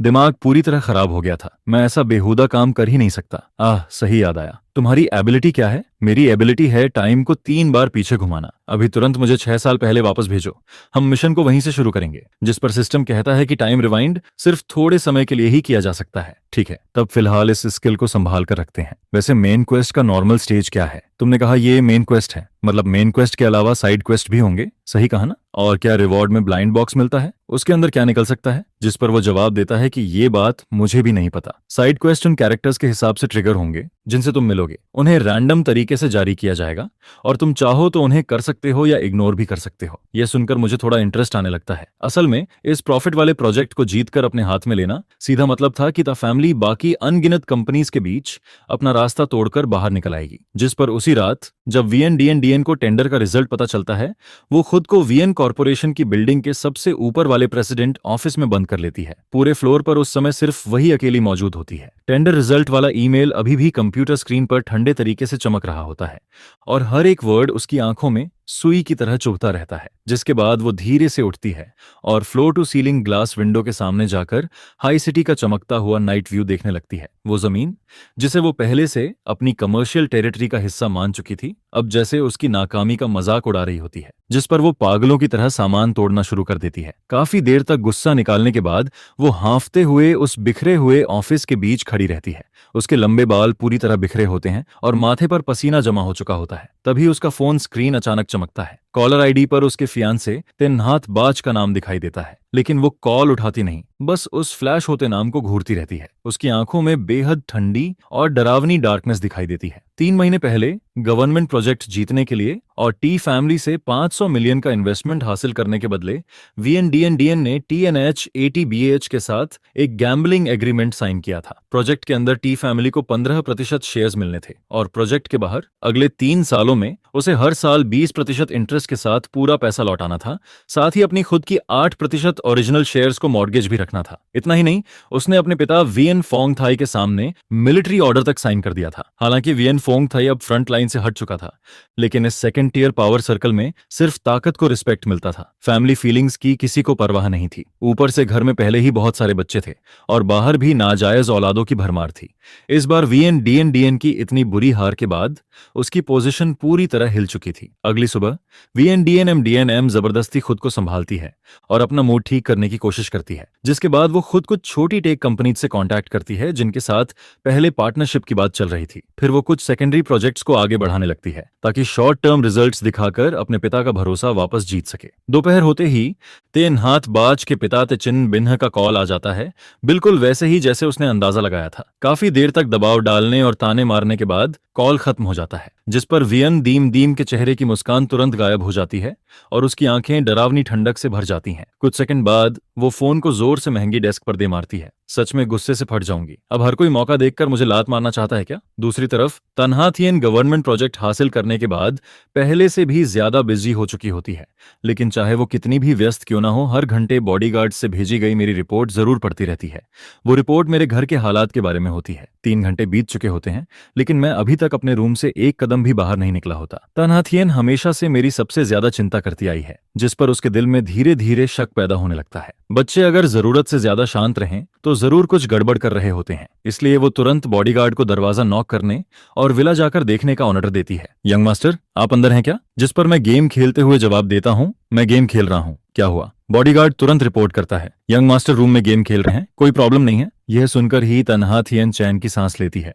अगले कुछ दिनों तक दिन में तन्हा थियन कंपनी जाती रहती है और मैं घर पर बैठकर लगातार गेम खेलता रहता हूँ। बीच में मैंने बाहर जाने की कोशिश भी की, लेकिन हर बार तन्हा थियन ने साफ मना कर दिया और फिर रात होते ही हम दोनों उस गोल्डन चेन से बंध जाते हैं और एक बड़े बेड के दोनों किनारों पर 1 मीटर से ज्यादा दूरी पर सोते रहते हैं। सबसे बड़ी परेशानी ये थी कि जल्दी वेट बढ़ाने के लिए मुझे हर दिन एक्स्ट्रा मील्स खाने पड़ते थे, यहाँ तक कि सोने से पहले भी खाना पड़ता था। और जब मुझे वॉशरूम जाना होता तब भी तन्हा थियन को नींद से जगाना पड़ता, जिस पर आधी रात में बार बार उठने की वजह से उसकी स्लीप क्वालिटी लगातार खराब होती जाती है। कुछ समय बाद कंपनी के अंदर भी लोग चुपके चुपके गॉसिप करने लगते हैं कि मैंने उनकी कोल्ड सीईओ प्रिंसेस को पूरी तरह परेशान करके रख दिया है। उधर डीएनएम अपने पिता का भरोसा वापस पाने के लिए छोटी कंपनीज के साथ लगातार पार्टनरशिप्स करने में लगी रहती है। टेंडर हॉल में जब मैंने उसे बुरी तरह डांटा था और फिर उसके कॉल्स इग्नोर किए थे, तब वो काफी बेचैन हो गई थी, लेकिन उसे अब भी यही गलतफहमी थी कि आखिर में मैंने तन्हा थियन को रोककर उसकी मदद की थी, इसलिए उसे यकीन था कि मेरे दिल में अब भी उसकी जगह बाकी है। उसे लगता था कि मैं बस थोड़ा नाराज हूं, लेकिन अफसोस उसके नीचे काम करने वाले लोग इतने निकम्मे निकले कि चाहे तन्हा थियन आती या नहीं, वो प्रोजेक्ट फिर भी उसके हाथ से निकल ही गया। इसके बाद जब उसे पता चला कि उसकी मदद करने की वजह से मुझे हॉस्पिटल तक जाना पड़ा, तब वो फुर्सत निकालकर फेक कंसर्न वाले मैसेजेस भेजने लगती है, लेकिन मैं एक का भी रिप्लाई नहीं करता, जिस पर उसे लगने लगता है कि शायद किसी ने मेरी फ्रीडम रिस्ट्रिक्ट कर दी है, इसलिए मेरा कॉन्टैक्ट टूट गया। और फिर वो मेरे पुराने नंबर पर लगातार मैसेजेस भेजती रहती है। फिलहाल उन्हें सेव रहने देता हूँ, बाद में सबूत की तरह इस्तेमाल करूंगा। देखा जाए तो इस दुनिया में आए मुझे आधा महीना हो चुका था। शुरुआत का वो नया और एक्साइटिंग एहसास अब इस कैद जैसी जिंदगी ने पूरी तरह खत्म कर दिया था। हर सुबह आंख खुलते ही वही शानदार लेकिन ठंडा बेडरूम नजर आता है। मैं शॉर्ट वीडियो स्क्रॉल करता रहता हूँ, दूसरों की रंगीन जिंदगी देखता रहता हूँ और इतना फोन चलाता हूँ कि उंगलियां तक दर्द करने लगती हैं। आखिरकार मैं बेड पर ढेर होकर फोन को एक तरफ फेंक देता हूँ और सिस्टम को आवाज लगाता हूँ, ओए सिस्टम, ये मेन क्वेस्ट और साइड क्वेस्ट आखिर ट्रिगर होंगे भी या नहीं? मुझे तो किसी इंसान की शक्ल तक देखने को नहीं मिल रही। हर दिन रूम में बंद होकर गेम खेलते खेलते अब मेरा दिमाग खराब होने लगा था। मुझे तो सच में डिप्रेशन होने वाला है। जिस पर सिस्टम कहता है, होस्ट क्यों ना हम चुपके से बाहर भाग चलें। मैं तुरंत जवाब देता हूँ, बाहर भागना मतलब फिर से ओरिजिनल प्लॉट को फॉलो करना हुआ ना। ओरिजिनल स्टोरी यही थी कि तन्हा थियन मुझे ऐसे कैद करके रखती है, फिर मैं भागता हूँ। उसके बाद वियन दीम दीम मुझे इस्तेमाल करके हर्ट करती है और आखिर में तन्हा थियन फिर से मुझे पकड़कर वापस ले आती है। ऊपर से अभी मेरी बॉडी इतनी कमजोर है कि कहीं बाहर गया तो सीधे मर ही जाऊंगा। यह सुनकर सिस्टम भी चुप हो जाता है। तुम्हारी बात में लॉजिक तो है, तब फिलहाल बॉडी रिकवरी पर फोकस करो। आखिर हेल्थ ही सबसे बड़ी पूंजी है। कोई भी मिशन करना हो उसके लिए मजबूत बॉडी चाहिए। और फिर अचानक उसे कुछ याद आता है। ओह हाँ, बॉडी रिकवरी की बात चली है तो याद आया, अगर तुम अपना वेट नॉर्मल लेवल तक वापस ले आते हो तो इसे हैप्पीनेस गोल का फर्स्ट स्टेज कंप्लीट माना जाएगा। मैं चौंक कर बोलता हूँ, क्या मतलब? सिर्फ बॉडी ठीक करना भी गोल कंप्लीट माना जाएगा? जिस पर सिस्टम समझाता है, बिल्कुल, हैप्पी एंडिंग की शुरुआत हेल्दी बॉडी और हेल्दी माइंड से होती है। मैं फिर पूछता हूँ, तो हेल्दी की डेफिनेशन क्या है? कम से कम तुम्हारे बेसिक स्टैट्स नॉर्मल होने चाहिए, कोई बीमारी नहीं होनी चाहिए, और अभी तुम्हारे लिए सबसे जरूरी है जल्दी से बॉडी में फ्लैश वापस लाना। मैं बेबस होकर बोलता हूँ, मैं आधे महीने से लगातार खा रहा हूँ, तब जाकर मुश्किल से 1-2 किलो बढ़ा है। सिस्टम तुरंत जवाब देता है, तुम्हारी हाइट 1.88 मीटर है, कम से कम 70 किलोग्राम तो होना ही चाहिए। इससे नीचे तो तुम पूरे स्केलेटन लगते हो। जिस पर मैं नीचे झुककर अपनी सूखी बॉडी को देखता हूँ और चुपचाप सिर हिला देता हूँ। फिर फोन को एक तरफ फेंककर मन ही मन फैसला करता हूँ, लगता है अब और ज्यादा खाना ठूंसना पड़ेगा। इसके बाद मैं धड़धड़ाते हुए नीचे किचन की तरफ भागता हूँ। मावू, आज से मेरे लिए एक्स्ट्रा न्यूट्रिशन वाला खाना बनाना, जो भी चीज बॉडी के लिए फायदेमंद हो सब बना देना। जिस पर माँ वो मुस्कुराकर कहती है, यंग मास्टर चिंता मत करो, मैं आपको इतना ताकतवर बना दूंगी कि पहचान नहीं पाओगे। लेकिन लगता है माँ वो ने मेरी बात का मतलब थोड़ा ज्यादा ही अलग समझ लिया था। रात के डिनर टेबल पर मैं सामने रखे ढेर सारे डिलीशियस फूड को देखकर सीधे टूट पड़ता हूँ। वहीं दूसरी तरफ तान्हा थिएन की नजर धीरे धीरे पूरे टेबल पर घूमती है। ग्रिल्ड ऑनियस्टर, मीडियम रेयर स्टेक, ताजी डीप सी फिश, हरे प्याज वाला egg dish, special chicken soup और साथ में वुल्फ बेरी टी तक रखी हुई थी। पूरा मेन्यू देखकर साफ लग रहा था कि ये पूरा मसल गेन पैकेज है। जिस पर माँ वो समझाती है, मिस आपने ही तो आफ्टरनून में खास इंस्ट्रक्शन दिया था। यंग मास्टर ने कहा कि अब से उन्हें बॉडी नरिशमेंट वाला खाना चाहिए। यह सुनकर तान्हा थिएन के होंठ हल्के से फड़कते हैं। फिर वो मेरी तरफ देखती है और मैं तो पूरी दुनिया भूलकर खाने में लगा हुआ था। एक हाथ में ऑयस्टर पकड़कर सूप पी रहा था और दूसरे हाथ से स्टेक काट काट कर मुंह में भर रहा था। तान्हा थिएन आंखें बंद करके गहरी सांस लेती है, फिर हाथ के इशारे से माँ वो को बाहर भेज देती है। डाइनिंग रूम में अब सिर्फ कटोरियों की हल्की आवाज और मेरे लगातार चबाने की आवाज गूंज रही होती है। वो धीरे से पूछती है, इतना स्वादिष्ट है क्या? मैं तुरंत चमकती आंखों से जवाब देता हूँ, बहुत स्वादिष्ट। माँ वो की कुकिंग तो गॉड लेवल है, ये सूप तो कमाल का है। इतना बोलकर मैं बिना इमेज की परवाह किए सीधे गूज मीट उठाकर खाने लगता हूँ। तान्हा थिएन बस चुपचाप मुझे देखती रहती है। इस समय मेरी आंखों में सिर्फ खाने के लिए प्योर लव दिखाई दे रहा होता है, बाकी किसी चीज का नामो निशान तक नहीं था। जिस पर उसे अचानक एहसास होता है कि वो अभी जो बेकार की डार्क थॉट्स सोच रही थी, शायद वो जरूरत से ज्यादा सोच रही थी। इसके बाद वो भी धीरे से चॉपस्टिक्स उठाकर खाना शुरू कर देती है। मैं तुरंत बोलता हूँ, तुम भी जल्दी खाओ, इतना सारा खाना है, अगर नहीं खाओगी तो मैं सब खत्म कर दूंगा। यह बोलकर मैं अपने लिए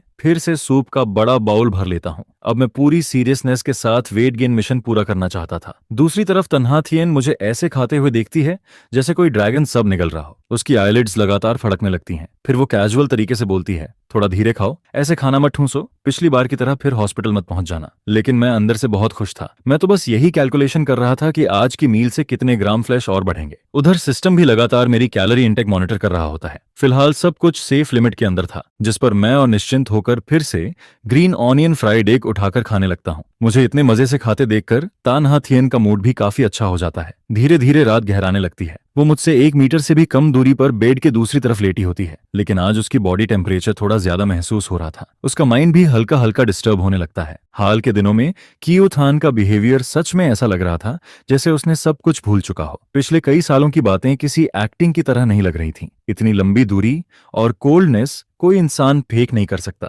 और ना ही इतना रियल दिखा सकता है। जिस पर तान्हा थिएन का मन अनजाने में उन दिनों की तरफ लौटने लगता है जब वो 20 साल की भी नहीं हुई थी। वो खूबसूरत यूथ वाले दिन जिन्हें वो बहुत पहले पीछे छोड़ चुकी थी। जो फीलिंग्स उसने समझा था कि खत्म हो चुकी हैं, वो अब फिर से धीरे धीरे जागने लगी थी। इतने सारे डिसअपॉइंटमेंट के बाद भी मेरे अंदर की सिंसियरिटी देखकर उसका दिल फिर से तेज धड़कने लगता है। लेकिन मुझे उसके दिल की इन उथल पुथल का जरा भी अंदाजा नहीं था। शुरुआत में मैं उसके साथ एक रूम और एक बेड शेयर करने को लेकर काफी रेसिस्टेंट था, लेकिन आधा महीना साथ रहने के बाद मुझे धीरे धीरे यकीन होने लगा कि तान्हा थिएन बस मुझे वियन दीम दीम से दूर रखना चाहती है और मेरी सेफ्टी प्रोटेक्ट करना चाहती है। इसके अलावा उसके मन में शायद कोई और हिडन इंटेंशन नहीं थी। ऐसे ही देखते देखते हमें साथ रहते हुए पूरा 1 हफ्ता गुजर जाता है। क्योंकि मैं हर दिन काफी ज्यादा खा रहा था, इसलिए मेरा वेट भी साफ तौर पर बढ़ने लगा था। पहले जो हाथ पैर बिल्कुल सूखे हुए लगते थे, उनमें अब थोड़ा फ्लैश वापस आने लगा था। एक सुबह मैं चुपके से इलेक्ट्रॉनिक स्केल पर चढ़ता हूँ। जैसे ही वेट 55 किलोग्राम पर रुकता है, मैं खुद को रोक नहीं पाता और गर्व से मुस्कुरा उठता हूँ। फिर मिरर के सामने खड़े होकर खुद को अलग अलग एंगल से देखने लगता हूँ। लेकिन दूसरी तरफ जो तान्हा थिएन हर दिन मेरे साथ लेवल अप कर रही थी, उसके अंदर जैसे कोई आग धीरे धीरे भड़कने लगी थी। वो आग रात में उसे बेचैन कर देती थी। आखिर उसकी हेल्थ कोई कमजोर नहीं थी और धीरे धीरे वही फीलिंग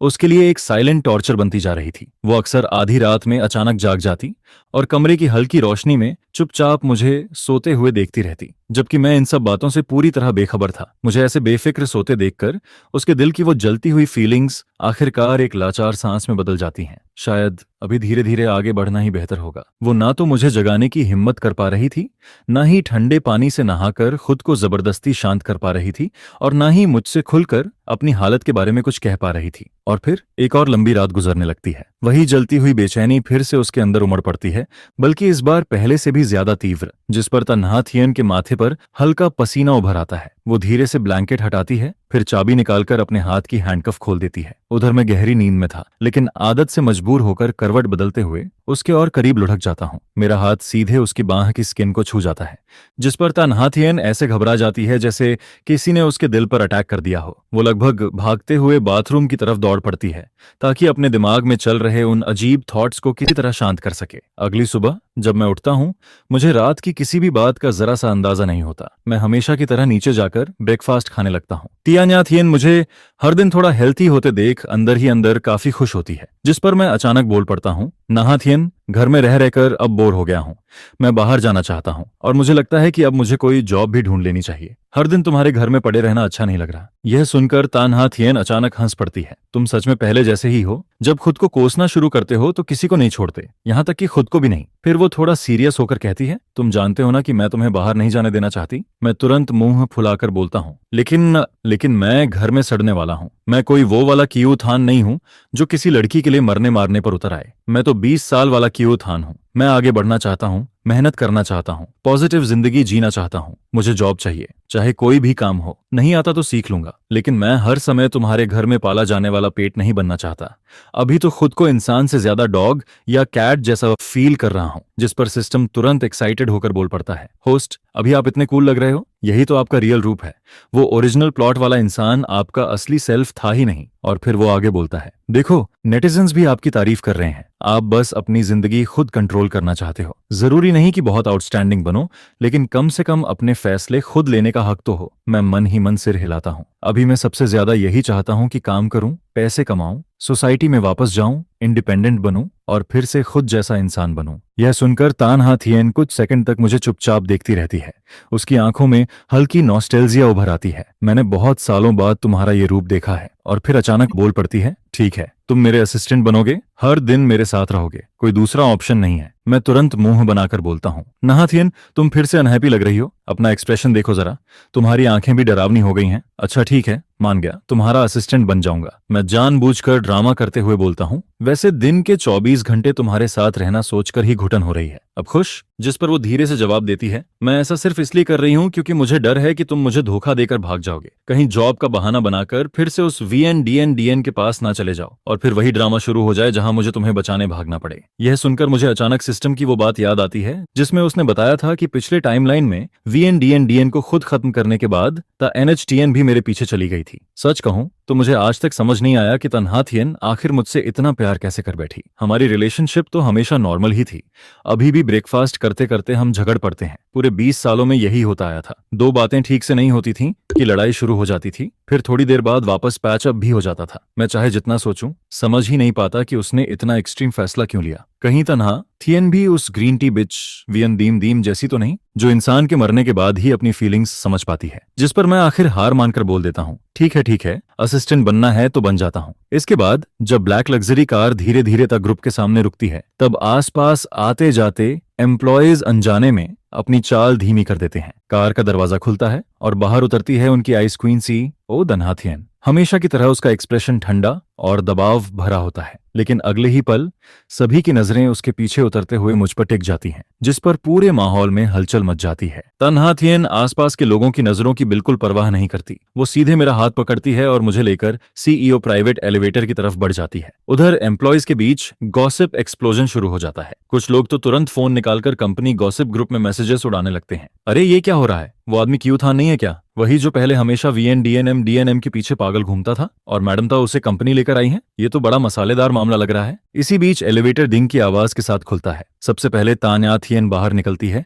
और मैं उसके पीछे पीछे चलता हूँ। टॉप फ्लोर के सारे एम्प्लॉयज तुरंत अपनी सीट पर सीधे बैठ जाते हैं, जिस पर तान्हा थियन सीधे बोलती है, मेरे ऑफिस में आओ। जी ताटोंग। असिस्टेंट चू तुरंत अपना गॉसिप वाला चेहरा समेटकर हमारे पीछे चल पड़ती है। गुड मॉर्निंग ताटोंग, आपने बुलाया? लेकिन तान्हा थियन के बोलने से पहले ही मैं एक्साइटेड होकर बोल पड़ता हूँ, सिस्टर चू, मेरे लिए भी एक डेस्क अरेंज कर दीजिए, आज से मैं भी यहाँ काम करूंगा। ये सुनकर असिस्टेंट चू पूरी तरह शॉक हो जाती है। उसे तो अपने कानों पर यकीन ही नहीं होता। जिस इंसान ने हमेशा कंपनी में प्रॉब्लम्स ही क्रिएट की थीं, वो आज खुद जॉब मांग रहा था। ये खबर किसी ब्रेकिंग न्यूज से कम नहीं थी। जिस पर वो कंफर्मेशन के लिए तान्हा थियन की तरफ देखती है और तान्हा थियन हल्के से सिर हिलाते हुए कहती है, मेरे ऑफिस में एक एक्स्ट्रा डेस्क लगवा दो, शुरुआत में इसे सिंपल वर्क दिया जाएगा। लेकिन मैं तुरंत विरोध करता हूँ, नहीं, मैं बाहर सबके साथ बैठकर काम करना चाहता हूँ। जिस पर तान्हा थियन बिना मुझे देखे ठंडे स्वर में बोलती है, जैसा मैंने कहा है वैसा करो। मेरी रिक्वेस्ट सीधा रिजेक्ट हो जाती है और जैसा मैंने पहले ही सोचा था, तान्हा थियन अब पूरी तरह डिक्टेटर बन चुकी थी। वो मुझे घूरते हुए वार्निंग देती है, अगर जॉब का बहाना बनाकर भागने की कोशिश की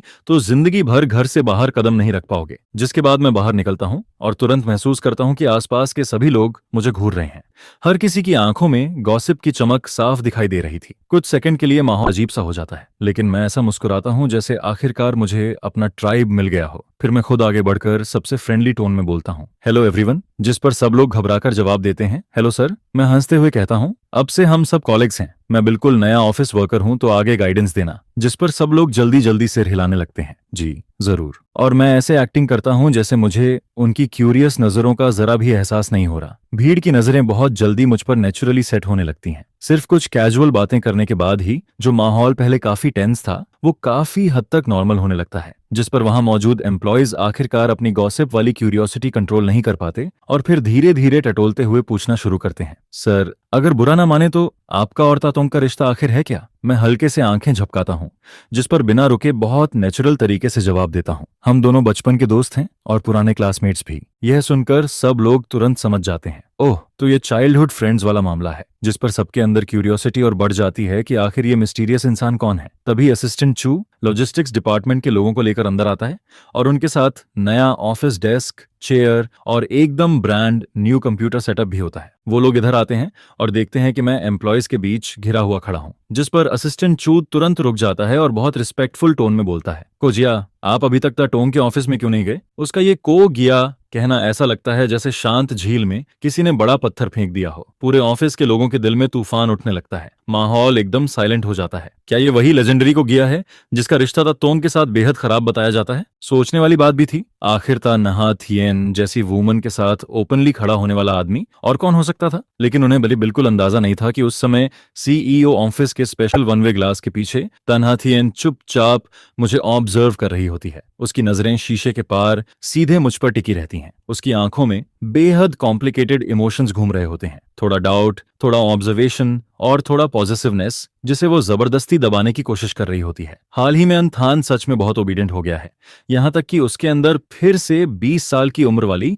मिस्चीवियस एनर्जी और लाइवलीनेस वापस दिखने लगी है, लगभग परफेक्ट, बिना किसी फ्लॉ के, जिस पर तन्हा थियन मन ही मन सोचती है, हो सकता है ये उसकी और भी डेंजरस डिस्गाइज हो। मुझे जल्दी से उसकी कमजोरी ढूंढनी होगी और खुद उसके इस फेक मास्क को हटाना होगा। लेकिन अगले ही पल उसका दिल फिर सॉफ्टली कांप उठता है। लेकिन मैं सच में चाहती हूँ कि ये सब रियल हो, काश समय यहीं रुक जाए, काश अंदाज अंथान हमेशा ऐसा ही रहे। वो इंसान जो मुझ पर मुस्कुराता है, मुझसे बहस करता है और जब मैं उसे छेड़ती हूँ तब बस बेवकूफों की तरह हंस देता है। इसके बाद असिस्टेंट चू बहुत तेजी से मेरा पूरा वर्क स्पेस तैयार करवा देता है। न्यू जनरेशन वाला high and computer, office equipments, सब कुछ परफेक्टली सेट हो जाता है। अपना खुद का वर्किंग एरिया मिलने के बाद मैं बाहर से काफी प्रोफेशनल दिखने लगता हूँ। पूरी सुबह मैं कंप्यूटर स्क्रीन के सामने सीरियस बनकर बैठा रहता हूँ, कभी माथा सिकोड़कर सोचता हूँ, कभी कीबोर्ड पर टक टक टाइपिंग करता हूँ। देखने में ऐसा लगता है जैसे बहुत बड़ा एक्सपर्ट हूँ, लेकिन अंदर की हालत कुछ और ही होती है। डॉनवियन, ये रिपोर्ट आखिर कहना क्या चाहती है? ये नंबर्स रिप्रेजेंट क्या कर रहे हैं और ये डॉक्यूमेंट फॉर्मेट कैसे अलाइन करते हैं? मैं इसे ठीक करता हूँ और ये और अगली हो जाता है। आखिर स्कूल में किसी ने ये सब सिखाया ही नहीं था। मैंने जिंदगी में कभी ऑफिस वर्क किया ही नहीं था, यहाँ तक कि इस VLVT नाम को देखकर भी मुझे क्रिंज फील होने लगता है। कलर कॉम्बिनेशन भी आंखें खराब करने वाला था, जिस पर मैं सेल्फ रिलायंस वाला प्रिंसिपल अपनाता हूँ। पहले सीक्रेटली फोन निकालकर गूगल सर्च करता हूँ, जो चीज बिल्कुल समझ नहीं आती साथी, उसके लिए तुरंत डॉन वियन को कॉल करके रिमोट गाइडेंस मांगता हूँ। पूरा दिन स्ट्रगल करते करते निकल जाता है, लेकिन आखिरकार मैं कुछ बेसिक टास्क्स कंप्लीट कर ही लेता हूँ। इसके बाद तन्हा थियन मेरे सबमिट किए हुए डॉक्यूमेंट्स प्रिंट करवाती है और पेन से कुछ जगह हल्के हल्के टैप करते हुए समझाने लगती है, यहाँ लॉजिक गलत है, यहाँ डेटा रेफरेंस एक्यूरेट नहीं है और ये फॉर्मेटिंग भी कंपनी स्टैंडर्ड्स के हिसाब से नहीं है। मैं उसके पास झुककर ध्यान से सुनने लगता हूँ। उसकी आवाज बहुत सॉफ्ट और पेशेंट होती है, जिस पर मैं धीरे धीरे उसकी थिंकिंग प्रोसेस में खोने लगता हूँ। उसे प्रॉब्लम्स एनालाइज करते, एडिट करते और सॉल्यूशन निकालते देख मैं भी उसकी तरह सोचना सीखने लगता हूँ। धीरे धीरे बाहर शाम होने लगती है, तभी ठीक 5 बजे ऑफिस की छुट्टी वाली बेल बजती है। 1 सेकंड पहले तक मैं डीप कंसंट्रेशन में था, लेकिन अगले ही पल ऐसा लगता है जैसे किसी ने एनर्जी इंजेक्शन लगा दिया हो। मेरी आंखें चमक उठती हैं। मैं लाइटनिंग स्पीड से फाइल सेव करता हूँ, कंप्यूटर शट डाउन करता हूँ और एकदम स्मूथ मूवमेंट में खड़ा हो जाता हूँ। हो गया। मैं खुशी से बाहर भागने ही वाला होता हूँ कि तभी तन्हा थियन पीछे से बोलती है, अंथन तुम रिवाइज्ड रिपोर्ट वापस नहीं लोगे? जिस पर मैं बिना पीछे मुड़े जवाब देता हूँ, कल कंटिन्यू कर लूंगा, लेबर लॉ में लिखा है काम खत्म मतलब घर जाओ। मैं सीधे बाहर निकलने लगता हूँ और पीछे एम्प्लॉयज मुझे एडमिरेशन भरी नजरों से देखते रहते हैं। आखिर कौन इंसान टाइम पर छुट्टी नहीं चाहता, लेकिन मेरी फ्रीडम ज्यादा देर नहीं टिकती। सॉरी को गया, तटोंग ने खास इंस्ट्रक्शन दिया है कि आप अकेले कंपनी से बाहर नहीं जा सकते, जिस पर मैं तुरंत कंप्लेन करता हूँ। नहाथियन, तुम चाहती हो मैं ओवर टाइम करूं? अभी तो छुट्टी का टाइम हो गया। वो बिल्कुल काम तरीके से जवाब देती है, मैं तुम्हें ट्रिपल ओवर टाइम सैलरी दूंगी। और वैसे भी कौन सा एम्प्लॉय बॉस से पहले भागता है? दूसरी कंपनी में होते तो कब के निकाल दिए गए होते। मैं फोन कसकर पकड़ता हूँ, दूर खड़े एलिवेटर को देखता हूँ और आखिरकार हार मानकर वापस मुड़ जाता हूँ। फिर एलिवेटर में घुस जाता हूँ। टॉप फ्लोर की लाइट्स एक बार फिर मेरे लिए जल उठती हैं। ओवर टाइम सबसे ज्यादा हेट करता हूँ मैं चुपचाप तन्हा थियन के पीछे एलिवेटर में खड़ा रहता हूँ। इस बार माहौल पहले से ज्यादा साइलेंट होता है। जब तन्हा थियन मुझे कार से द फैमिली मैंशन वापस लेकर पहुंचती है, तब तक रात हो चुकी होती है, जिस पर आंट लियू पहले ही डिनर तैयार कर चुकी होती है। गर्म सूप और टेस्टी डिशेस टेबल पर फैमिली वार्मथ के साथ रखी होती हैं। हम दोनों चुपचाप डिनर खत्म करते हैं। इसके बाद मैं सीधे बेडरूम में जाकर बेड पर फैल जाता हूँ और गेम खेलने लगता हूँ, जबकि तन्हा थियन स्टडी रूम में जाकर फिर से काम करने लगती है। कुछ देर बाद उसका फोन वाइब्रेट होता है। बाहर चलना है? सुना है आज तुम अपने हस्बैंड को ऑफिस लेकर गई थी, कैसा रहा सब? जिस पर तन्हा थियन इरिटेटेड होकर जवाब देती है, कहीं नहीं जा रही और कुछ खास नहीं हुआ। लेकिन सामने वाला तुरंत बोल पड़ता है, मुझे बेवकूफ मत बनाओ, तुम दोनों पूरे दिन साथ रहे, ना लड़ाई हुई ना कोल्ड वॉर, ये तो मिरेकल से भी रेयर है। तन्हा थियन आखिर कैजुअली बोल देती है, वो मेमोरी लॉस का शिकार हो गया है। इसके बाद वो और रिप्लाई करना बंद कर देती है। करीब 1 घंटे बाद डोरबेल बजती है। आंट लियू दरवाजा खोलती है और सामने को निम निम मुस्कुराती हुई खड़ी होती है। वो बड़े आराम से अंदर आती है, जैसे घर उसका अपना हो। ओहो, तो फैमिली की बड़ी मैडम, मैं आ गई। वो ऊपर मौजूद तन्हा थियन को मैसेज भेजती है, तुम्हारा हस्बैंड कहाँ है? जिस पर तन्हा थियन इंस्टिंक्टिवली बेडरूम के बंद दरवाजे की तरफ देखती है। सिर्फ गॉसिप सुनने के लिए ये लड़की खुद यहाँ भागी चली आई थी। सियोनियम नेम तुरंत एक्साइटेड होकर बोलती है, ऑब्वियसली तुम दोनों अगर बिना लड़ाई के रह रहे हो तो ये किसी मिरेकल से कम नहीं है, इसलिए मैं खुद अपनी आंखों से देखने आई हूँ। को निम निम की आंखों में तुरंत एक्साइटमेंट चमकने लगती है, जिस पर तन्हा थियन बिल्कुल फ्लैट टोन में जवाब देती है, हम लोग जू के बंदर नहीं है जो तुम्हें स्पेशली देखने आने की जरूरत पड़े। लेकिन फिर को निम निम तुरंत टॉपिक बदलते हुए बोल पड़ती है, वैसे एक बात बता, अंथान तो हमेशा उस वियन दीम दीम के पीछे पागल रहता था ना, फिर अचानक इतनी जल्दी पर्सनालिटी चेंज कैसे हो गई? कहीं फिर से तुझे बेवकूफ तो नहीं बना रहा? पहले वाला क्यूथान सच में वियन दीम दीम के लिए बहुत तमाशे कर चुका था। जिस पर को निम निम तन्हा थियन की बेस्ट फ्रेंड होने के नाते कई बार उसके साथ बैठकर शराब पीकर दुख बांट चुकी थी। वो सब याद करके आज भी उसके अंदर हल्का डर बैठा हुआ था। यह सुनकर तन्हा थियन की आंखों में बहुत हल्की सॉफ्टनेस उभरती है। उसे मेमोरी लॉस हो गया है। लेकिन कौ निम निम तुरंत मुंह बनाकर बोलती है, छोड़ना, पिछली बार भी उसने फेक मेमोरी लॉस का ड्रामा करके तुझे सॉफ्टन करने की कोशिश की थी, इस बार शायद एक्टिंग अपग्रेड कर ली होगी। जिस पर तन्हा थियन धीमे से जवाब देती है, इस बार सच में मेमोरी लॉस हुआ है, उसे अब वीएन डीएन डीएन कौन है ये तक याद नहीं। सो नियम नियम फिर भी सस्पिशियस होकर बोलती है, कहीं एक्टिंग स्किल्स इंप्रूव हुई हो तो? नाथियन, इस बार दोबारा ट्रैप मत हो जाना। उसकी बात खत्म भी नहीं होती कि तभी ऊपर सेकंड फ्लोर से डोर खुलने की आवाज आती है। दोनों एक साथ ऊपर देखते हैं। मैं घर के कैजुअल कपड़ों में आराम से बाहर निकलता हूँ। रेलिंग के सहारे खड़े होकर नीचे देखता हूँ। मेरी आंखों में थोड़ा अनफैमिलियर फीलिंग और क्यूरियोसिटी दिखाई देती है, जिस पर कौ निम निम तुरंत खड़ी हो जाती है और ऑकवर्ड स्माइल के साथ बोलती है, हेलो जीजा जी, क्या हमारी बातें ज्यादा लाउड थीं? हमने आपको डिस्टर्ब कर दिया क्या? मैं धीरे धीरे स्टेयर्स से नीचे आता हूँ और हल्के से सिर हिलाकर ग्रीटिंग देता हूँ, काफी पोलाइट लेकिन डिस्टेंस बनाए रखते हुए। हेलो। उसी समय मैं दिमाग में तुरंत सिस्टम दोआन वियन को आवाज लगाता हूँ, ये कौन है? जिस पर सिस्टम तुरंत जवाब देता है, कोनिमनिम फीमेल लीड की स्टार्टअप डेज वो बेस्ट फ्रेंड है। दोनों का रिश्ता बहुत क्लोज है और वो इकलौती इंसान मानी जाती है जो तन्हा थियन को खुलकर कुछ भी बोल सकती है। ये सुनकर मैं तुरंत समझ जाता हूँ। फिर कोनिमनिम की इन्वेस्टिगेटिंग नजरों को इग्नोर करते हुए किचन की तरफ बढ़ जाता हूँ और फ्रिज से 2 मिनरल वाटर बॉटल्स निकाल लेता हूँ। मेरे जाते ही कोनिमनिम एक्साइटमेंट में धीरे से बोल पड़ती है। अभी उसने मुझ पर स्माइल किया और खुद पहले हेलो भी बोला। पहले तो हर बार मुझे देखकर फ्यूनरल फेस बना लेता था, जिस पर तन्हा थियन काम होकर जवाब देती है, लगता है सच में मेमोरी लॉस हुआ है। क्योथान की मेमोरीज 20 साल की उम्र पर रुक गई हैं। बात की सारी बातें वो भूल चुका है। सियोनियम नेम तुरंत खुश होकर बोलती है, ये तो सेलिब्रेशन वाली बात है, चल बाहर चलते हैं, कुछ ड्रिंक्स लेते हैं, आज मैं ट्रीट दूंगी। तन्हा थियन कुछ सेकंड के लिए चुप रह जाती है, फिर धीरे से सिर हिलाती है, ठीक है। जिस पर कौ निम निम तुरंत टीजिंग स्माइल के साथ बोलती है, अभी से हस्बैंड की चिंता शुरू हो गई? नाथियन, कहीं तू फिर से उससे प्यार तो नहीं करने लगी? लेकिन तन्हाथियन उसकी बात इग्नोर कर देती है। वो मास्टर बेडरूम के दरवाजे तक जाती है और धीरे से नॉक करती है। अंदर से मेरी थोड़ी लेजी आवाज आती है, आ जाओ। दरवाजा खुलते ही मैं सोफा पर पैर चढ़ाकर बैठा होता हूँ। उंगलियां फोन स्क्रीन पर तेजी से चल रही होती हैं। गेम में सिचुएशन काफी इंटेंस लग रही होती है। स्क्रीन की लाइट मेरे फोकस्ड साइड फेस पर पड़ रही होती है, जैसे मैं पूरी तरह अपनी दुनिया में खो गया हूँ। जिस पर तन्हाथियन धीरे से बोलती है, क्यूथान, मैं को निम निम के साथ थोड़ी ड्रिंक्स के लिए बाहर जा रही हूँ, शायद देर हो जाए। मैं बिना सिर उठाए जवाब देता हूँ, हाँ हाँ जाओ ना, मैंने तुम्हें किसी गोल्डन डॉग चेन से बांधकर थोड़ी रखा है। मेरे ये बोलते ही तन्हा थियन का शरीर हल्का सा स्टिफ हो जाता है। वो बात जैसे सीधा उसके दिल में चुभ जाती है। वो कुछ कहना चाहती है लेकिन सारे शब्द गले में अटक जाते हैं। आखिर में सिर्फ एक बिटर साइलेंस बचता है। वो मुझे काफी देर तक देखती रहती है, फिर धीरे से दरवाजा बंद करके बाहर चली जाती है। इसके बाद दोनों एक बार में पहुंचती हैं। चारों तरफ डिम लाइट्स, लाउड म्यूजिक और शराब की स्मेल फैली हुई होती है। तन्हा थियन बिना कुछ बोले लगातार 2 स्ट्रॉन्ग ड्रिंक्स खत्म कर देती है, जिस पर को निम निम तुरंत घबरा जाती है। अरे धीरे, तुझे क्या हो गया? लेकिन तीसरा ग्लास आते ही तन्हा थियन उसे भी एक ही सांस में खत्म कर देती है। फिर धीरे से बोलती है, क्या मैं उसे जरूरत से ज्यादा स्पॉइल कर रही हूँ? जिस पर को निम निम तुरंत जवाब देती है, तू उसे प्रोटेक्ट कर रही है। पहले जब भी तू उसे खुला छोड़ती थी, वो सीधे VNDN के पास भाग जाता था और फिर ढेर सारी प्रॉब्लम्स क्रिएट करता था। हर बार आखिर क्लीनअप तुझे ही करना पड़ता था। अब उसे मेमोरी लॉस हुआ है, सिचुएशन क्लियर नहीं है, इसीलिए ज्यादा केयरफुल रहना जरूरी है। अगर फिर कुछ हो गया तो? लेकिन तन्हा थियन धीमी आवाज में बोलती है, उसे बंधा हुआ रहना पसंद नहीं तो मत बांध, लेकिन खुद को भी मत तोड़। तन्हा थियन बस एम्बर कलर ड्रिंक को ग्लास में घूमते हुए देखती रहती है, फिर धीरे से बोलती है, लेकिन अब वो प्रॉब्लम्स क्रिएट नहीं कर रहा, कम से कम थोड़ी शांति तो है। सोनियम नियम धीरे से समझाती है, फीलिंग्स को फोर्स नहीं कर सकते, धीरे धीरे सब ठीक होगा। लेकिन तन्हा थियन जैसे उसकी बात सुन ही नहीं रही होती।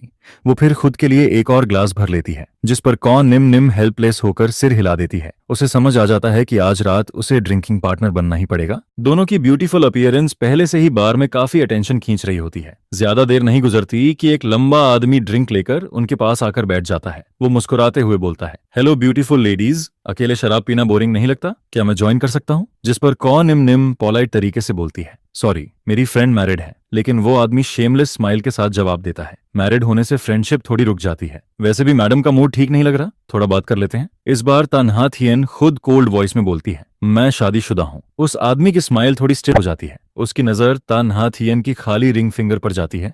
फिर वो प्रोवोकेटिव टोन में बोलता है, लगता है हस्बैंड से फाइट हुई है? देखिए, कभी कभी खुद को फ्री छोड़ देना चाहिए। क्या पता इस वक्त आपका हस्बैंड भी कहीं और मजे कर रहा हो। वैसे भी आपने वेडिंग रिंग भी उतार दी है, इतना सीरियस होने की क्या जरूरत? लाइफ छोटी है, एंजॉय करना चाहिए। उसी समय दूसरी तरफ मैं ऑनलाइन गेम में दोस्तों के साथ माइक ऑन करके खेल रहा होता हूँ। हम लोग एनिमी डुओ को इतना टॉर्चर कर रहे होते हैं कि वो ऑलमोस्ट रोने की हालत में पहुंच जाते हैं। तभी अचानक बिना वार्निंग के मुझे जोरदार छींक आती है। छी, मैं नाक रगड़ते हुए बड़बड़ाता हूँ, कौन याद कर रहा है मुझे? वापस बार में तन्हा थियन के आसपास का टेम्परेचर अचानक फ्रीजिंग लेवल तक गिर जाता है। वो आदमी की तरफ बर्फ जैसी ठंडी नजरों से देखती है। दफा हो जाओ। उसकी टेरिफाइंग ऑरा देखकर वो आदमी डर के मारे तुरंत भाग जाता है, जिस पर को निम निम राहत की सांस लेती है। लेकिन अगले ही पल वो नोटिस करती है कि तन्हा थियन लगातार अपनी राइट हैंड की रिंग फिंगर को देख रही है। वहां कुछ भी नहीं था। उनकी शादी शुरू से ही फेक मैरिज थी। पहले वाला क्यूथान उससे प्यार नहीं करता था और शायद फ्यूचर में भी नहीं करेगा। यही रियलाइजेशन उसके दिल को किसी स्ट्रॉन्ग अल्कोहल से भी ज्यादा जला रही थी। इसके बाद तन्हा थियन लगातार एक के बाद एक ड्रिंक खत्म करती रहती है। को निम निम उसे देखकर बेहद परेशान हो जाती है,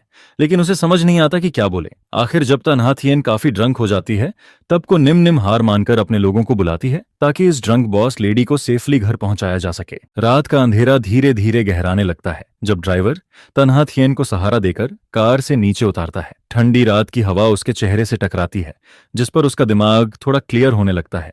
लेकिन कदम अब भी लड़खड़ा रहे होते हैं। वो कौ निम निम का सहारा देने वाला हाथ झटक देती है और खुद ही विला के अंदर चलने की कोशिश करती है। धीरे धीरे स्टेयर्स चढ़ते हुए ऊपर बढ़ती है, जिस पर को निम निम समझ जाती है कि अब यहाँ उसकी जरूरत नहीं है और फिर आराम से वापस घर चली जाती है। बेडरूम के दरवाजे तक पहुंचकर तन्हा थियन रुक जाती है। वो ठंडी दीवार के सहारे टिकती है और थोड़ी ऑकवर्ड तरीके से अपनी ड्रेस ठीक करने लगती है। ये सब करने के बाद वो गहरी सांस लेती है और फिर धीरे से ठंडे डोर हैंडल को पकड़ती है। तभी कमरे के अंदर से मेरी एक्साइटेड आवाज सुनाई देती है, अरे क्यूट, ये तेरे लिए है। दरवाजा पूरी तरह बंद नहीं था, इसलिए मेरी आवाज साफ साफ बाहर पहुंच जाती है, जिस पर तन्हा थियन का हाथ तुरंत हैंडल पर रुक जाता है।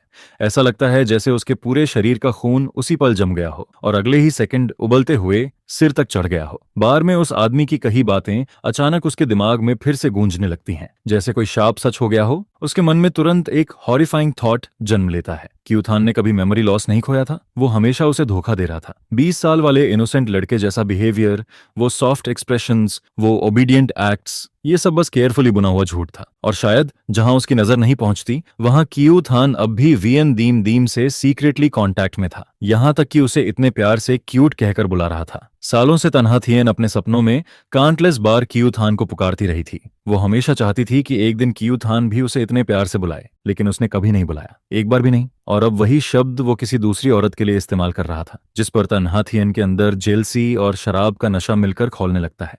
जो थोड़ी बहुत सॉब्रिटी वापस आई थी वो भी गुस्से और ह्यूमिलिएशन में झलकर खत्म हो जाती है। उसका आखिरी बचा हुआ रीजन भी टूट जाता है। धड़ाम वो पूरी ताकत से दरवाजा खोल देती है। कमरे की वार्म लाइट बाहर अंधेरे हॉलवे में फैल जाती है। मैं उस समय बेड पर आधा लेटा हुआ था, कानों में हेडफोन्स लगे थे और उंगलियां फोन स्क्रीन पर तेजी से चल रही थीं। अचानक दरवाजा खुलने की आवाज से मैं बुरी तरह चौंक जाता हूं और तुरंत सिर उठाता हूं। मेरे चेहरे पर अभी भी गेम खेलते समय वाली रिलैक्स्ड स्माइल बाकी होती है, लेकिन सामने खड़ी तन्हा थियन को देखकर मैं फ्रीज हो जाता हूं। उसके गाल शराब की वजह से लाल थे, आंखों में हल्की ब्लड वेसल्स उभर आई थीं और उनमें ऐसा डिस्पेयर था जो मैंने पहले कभी नहीं देखा था।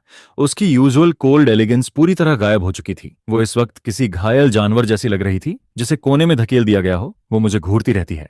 उसके होंठ काफी देर तक कांपते रहते हैं और फिर आखिर वो टूटती हुई आवाज में बोलती है, क्यूथन, तुमने मुझे धोखा दिया। तुम्हें मेमोरी लॉस हुआ ही नहीं था। मैं पूरी तरह कंफ्यूज्ड होकर सीधा बैठ जाता हूँ। मैंने तुम्हें क्या धोखा दिया? मैंने कभी झूठ नहीं बोला। झूठ नहीं बोला? वो लड़खड़ाते कदमों से अंदर आती है।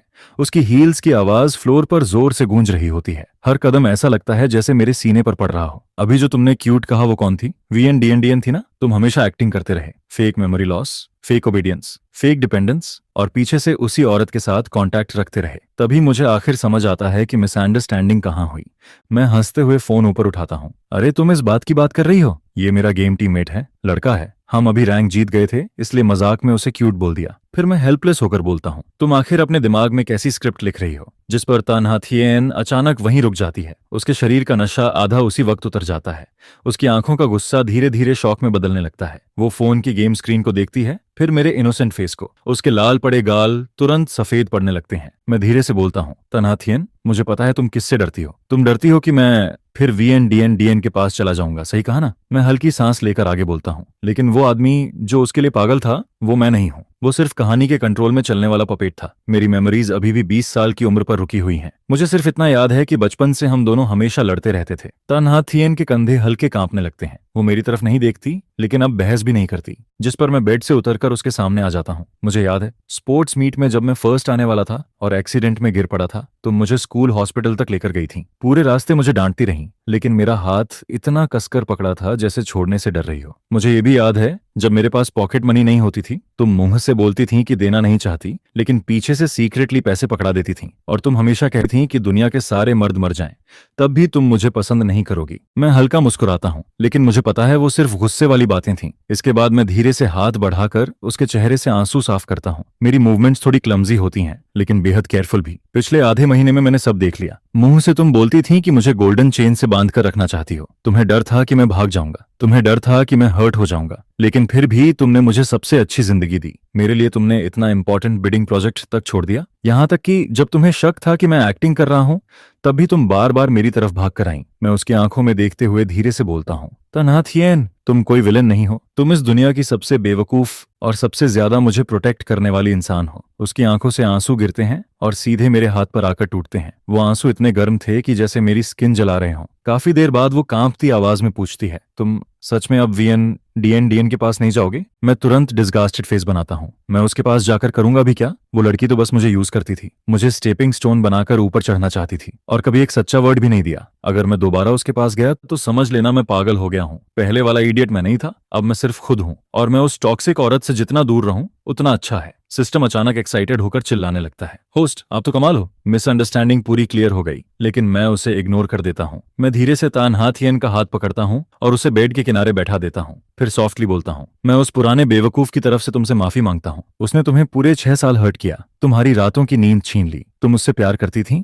लेकिन तुम्हें उसे रोकने के लिए फोर्स और कंट्रोल का सहारा लेना पड़ा। ये सब उसकी गलती थी। मैं उसकी आंखों में देखते हुए आखिरी बार धीरे से बोलता हूँ, लेकिन आज से ये क्यूथन कभी भी तन्हा थियन को दोबारा रुलाने नहीं देगा। तन्हा थियन सीधे आकर मुझे कसकर गले लगा लेती है और मेरी कमर को पकड़कर अपना चेहरा मेरी गर्दन में छुपा लेती है, जिस पर पिछले 6 सालों से दबा हुआ उसका सारा दर्द आखिरकार फूट पड़ता है और वो एक छोटे बच्चे की तरह फूट फूट कर रोने लगती है। यह देखकर मैं धीरे धीरे उसकी पीठ थपथपाता रहता हूँ और मेरे दिल में उसके लिए बहुत दर्द भर जाता है। असल में तानहा थिएन का मुझे कैद करके रखना कभी कंट्रोल नहीं था, बल्कि वो मुझे बचाने का उसका तरीका था। अगर वो हर पल मेरे पास रहकर मेरी देखभाल नहीं करती तो शायद वो इंसान जो अंदर से पूरी तरह टूट चुका था, कब का अकेलेपन और निराशा में मर गया होता, जिस पर उसने अपने सबसे ऑकवर्ड और एक्सट्रीम तरीके से मेरी जिंदगी को बचाकर रखा। फिर मैं उसके कान के पास धीरे से कहता हूँ, अब आगे से मुझे चेन से मत बांधना, मैं कहीं भागने वाला नहीं हूँ। अगर तुम्हें डर लगता है तो मैं जहां भी जाऊंगा तुम्हें साथ लेकर जाऊंगा। काम पर जाऊंगा तब भी तुम साथ रहोगी, और काम से लौटूंगा तब भी तुम्हारे पास रहूंगा। इस जिंदगी में अब कभी तुमसे दूर नहीं जाऊंगा। जिस पर वो अपनी लाल और सूजी हुई आंखों से मुझे देखती है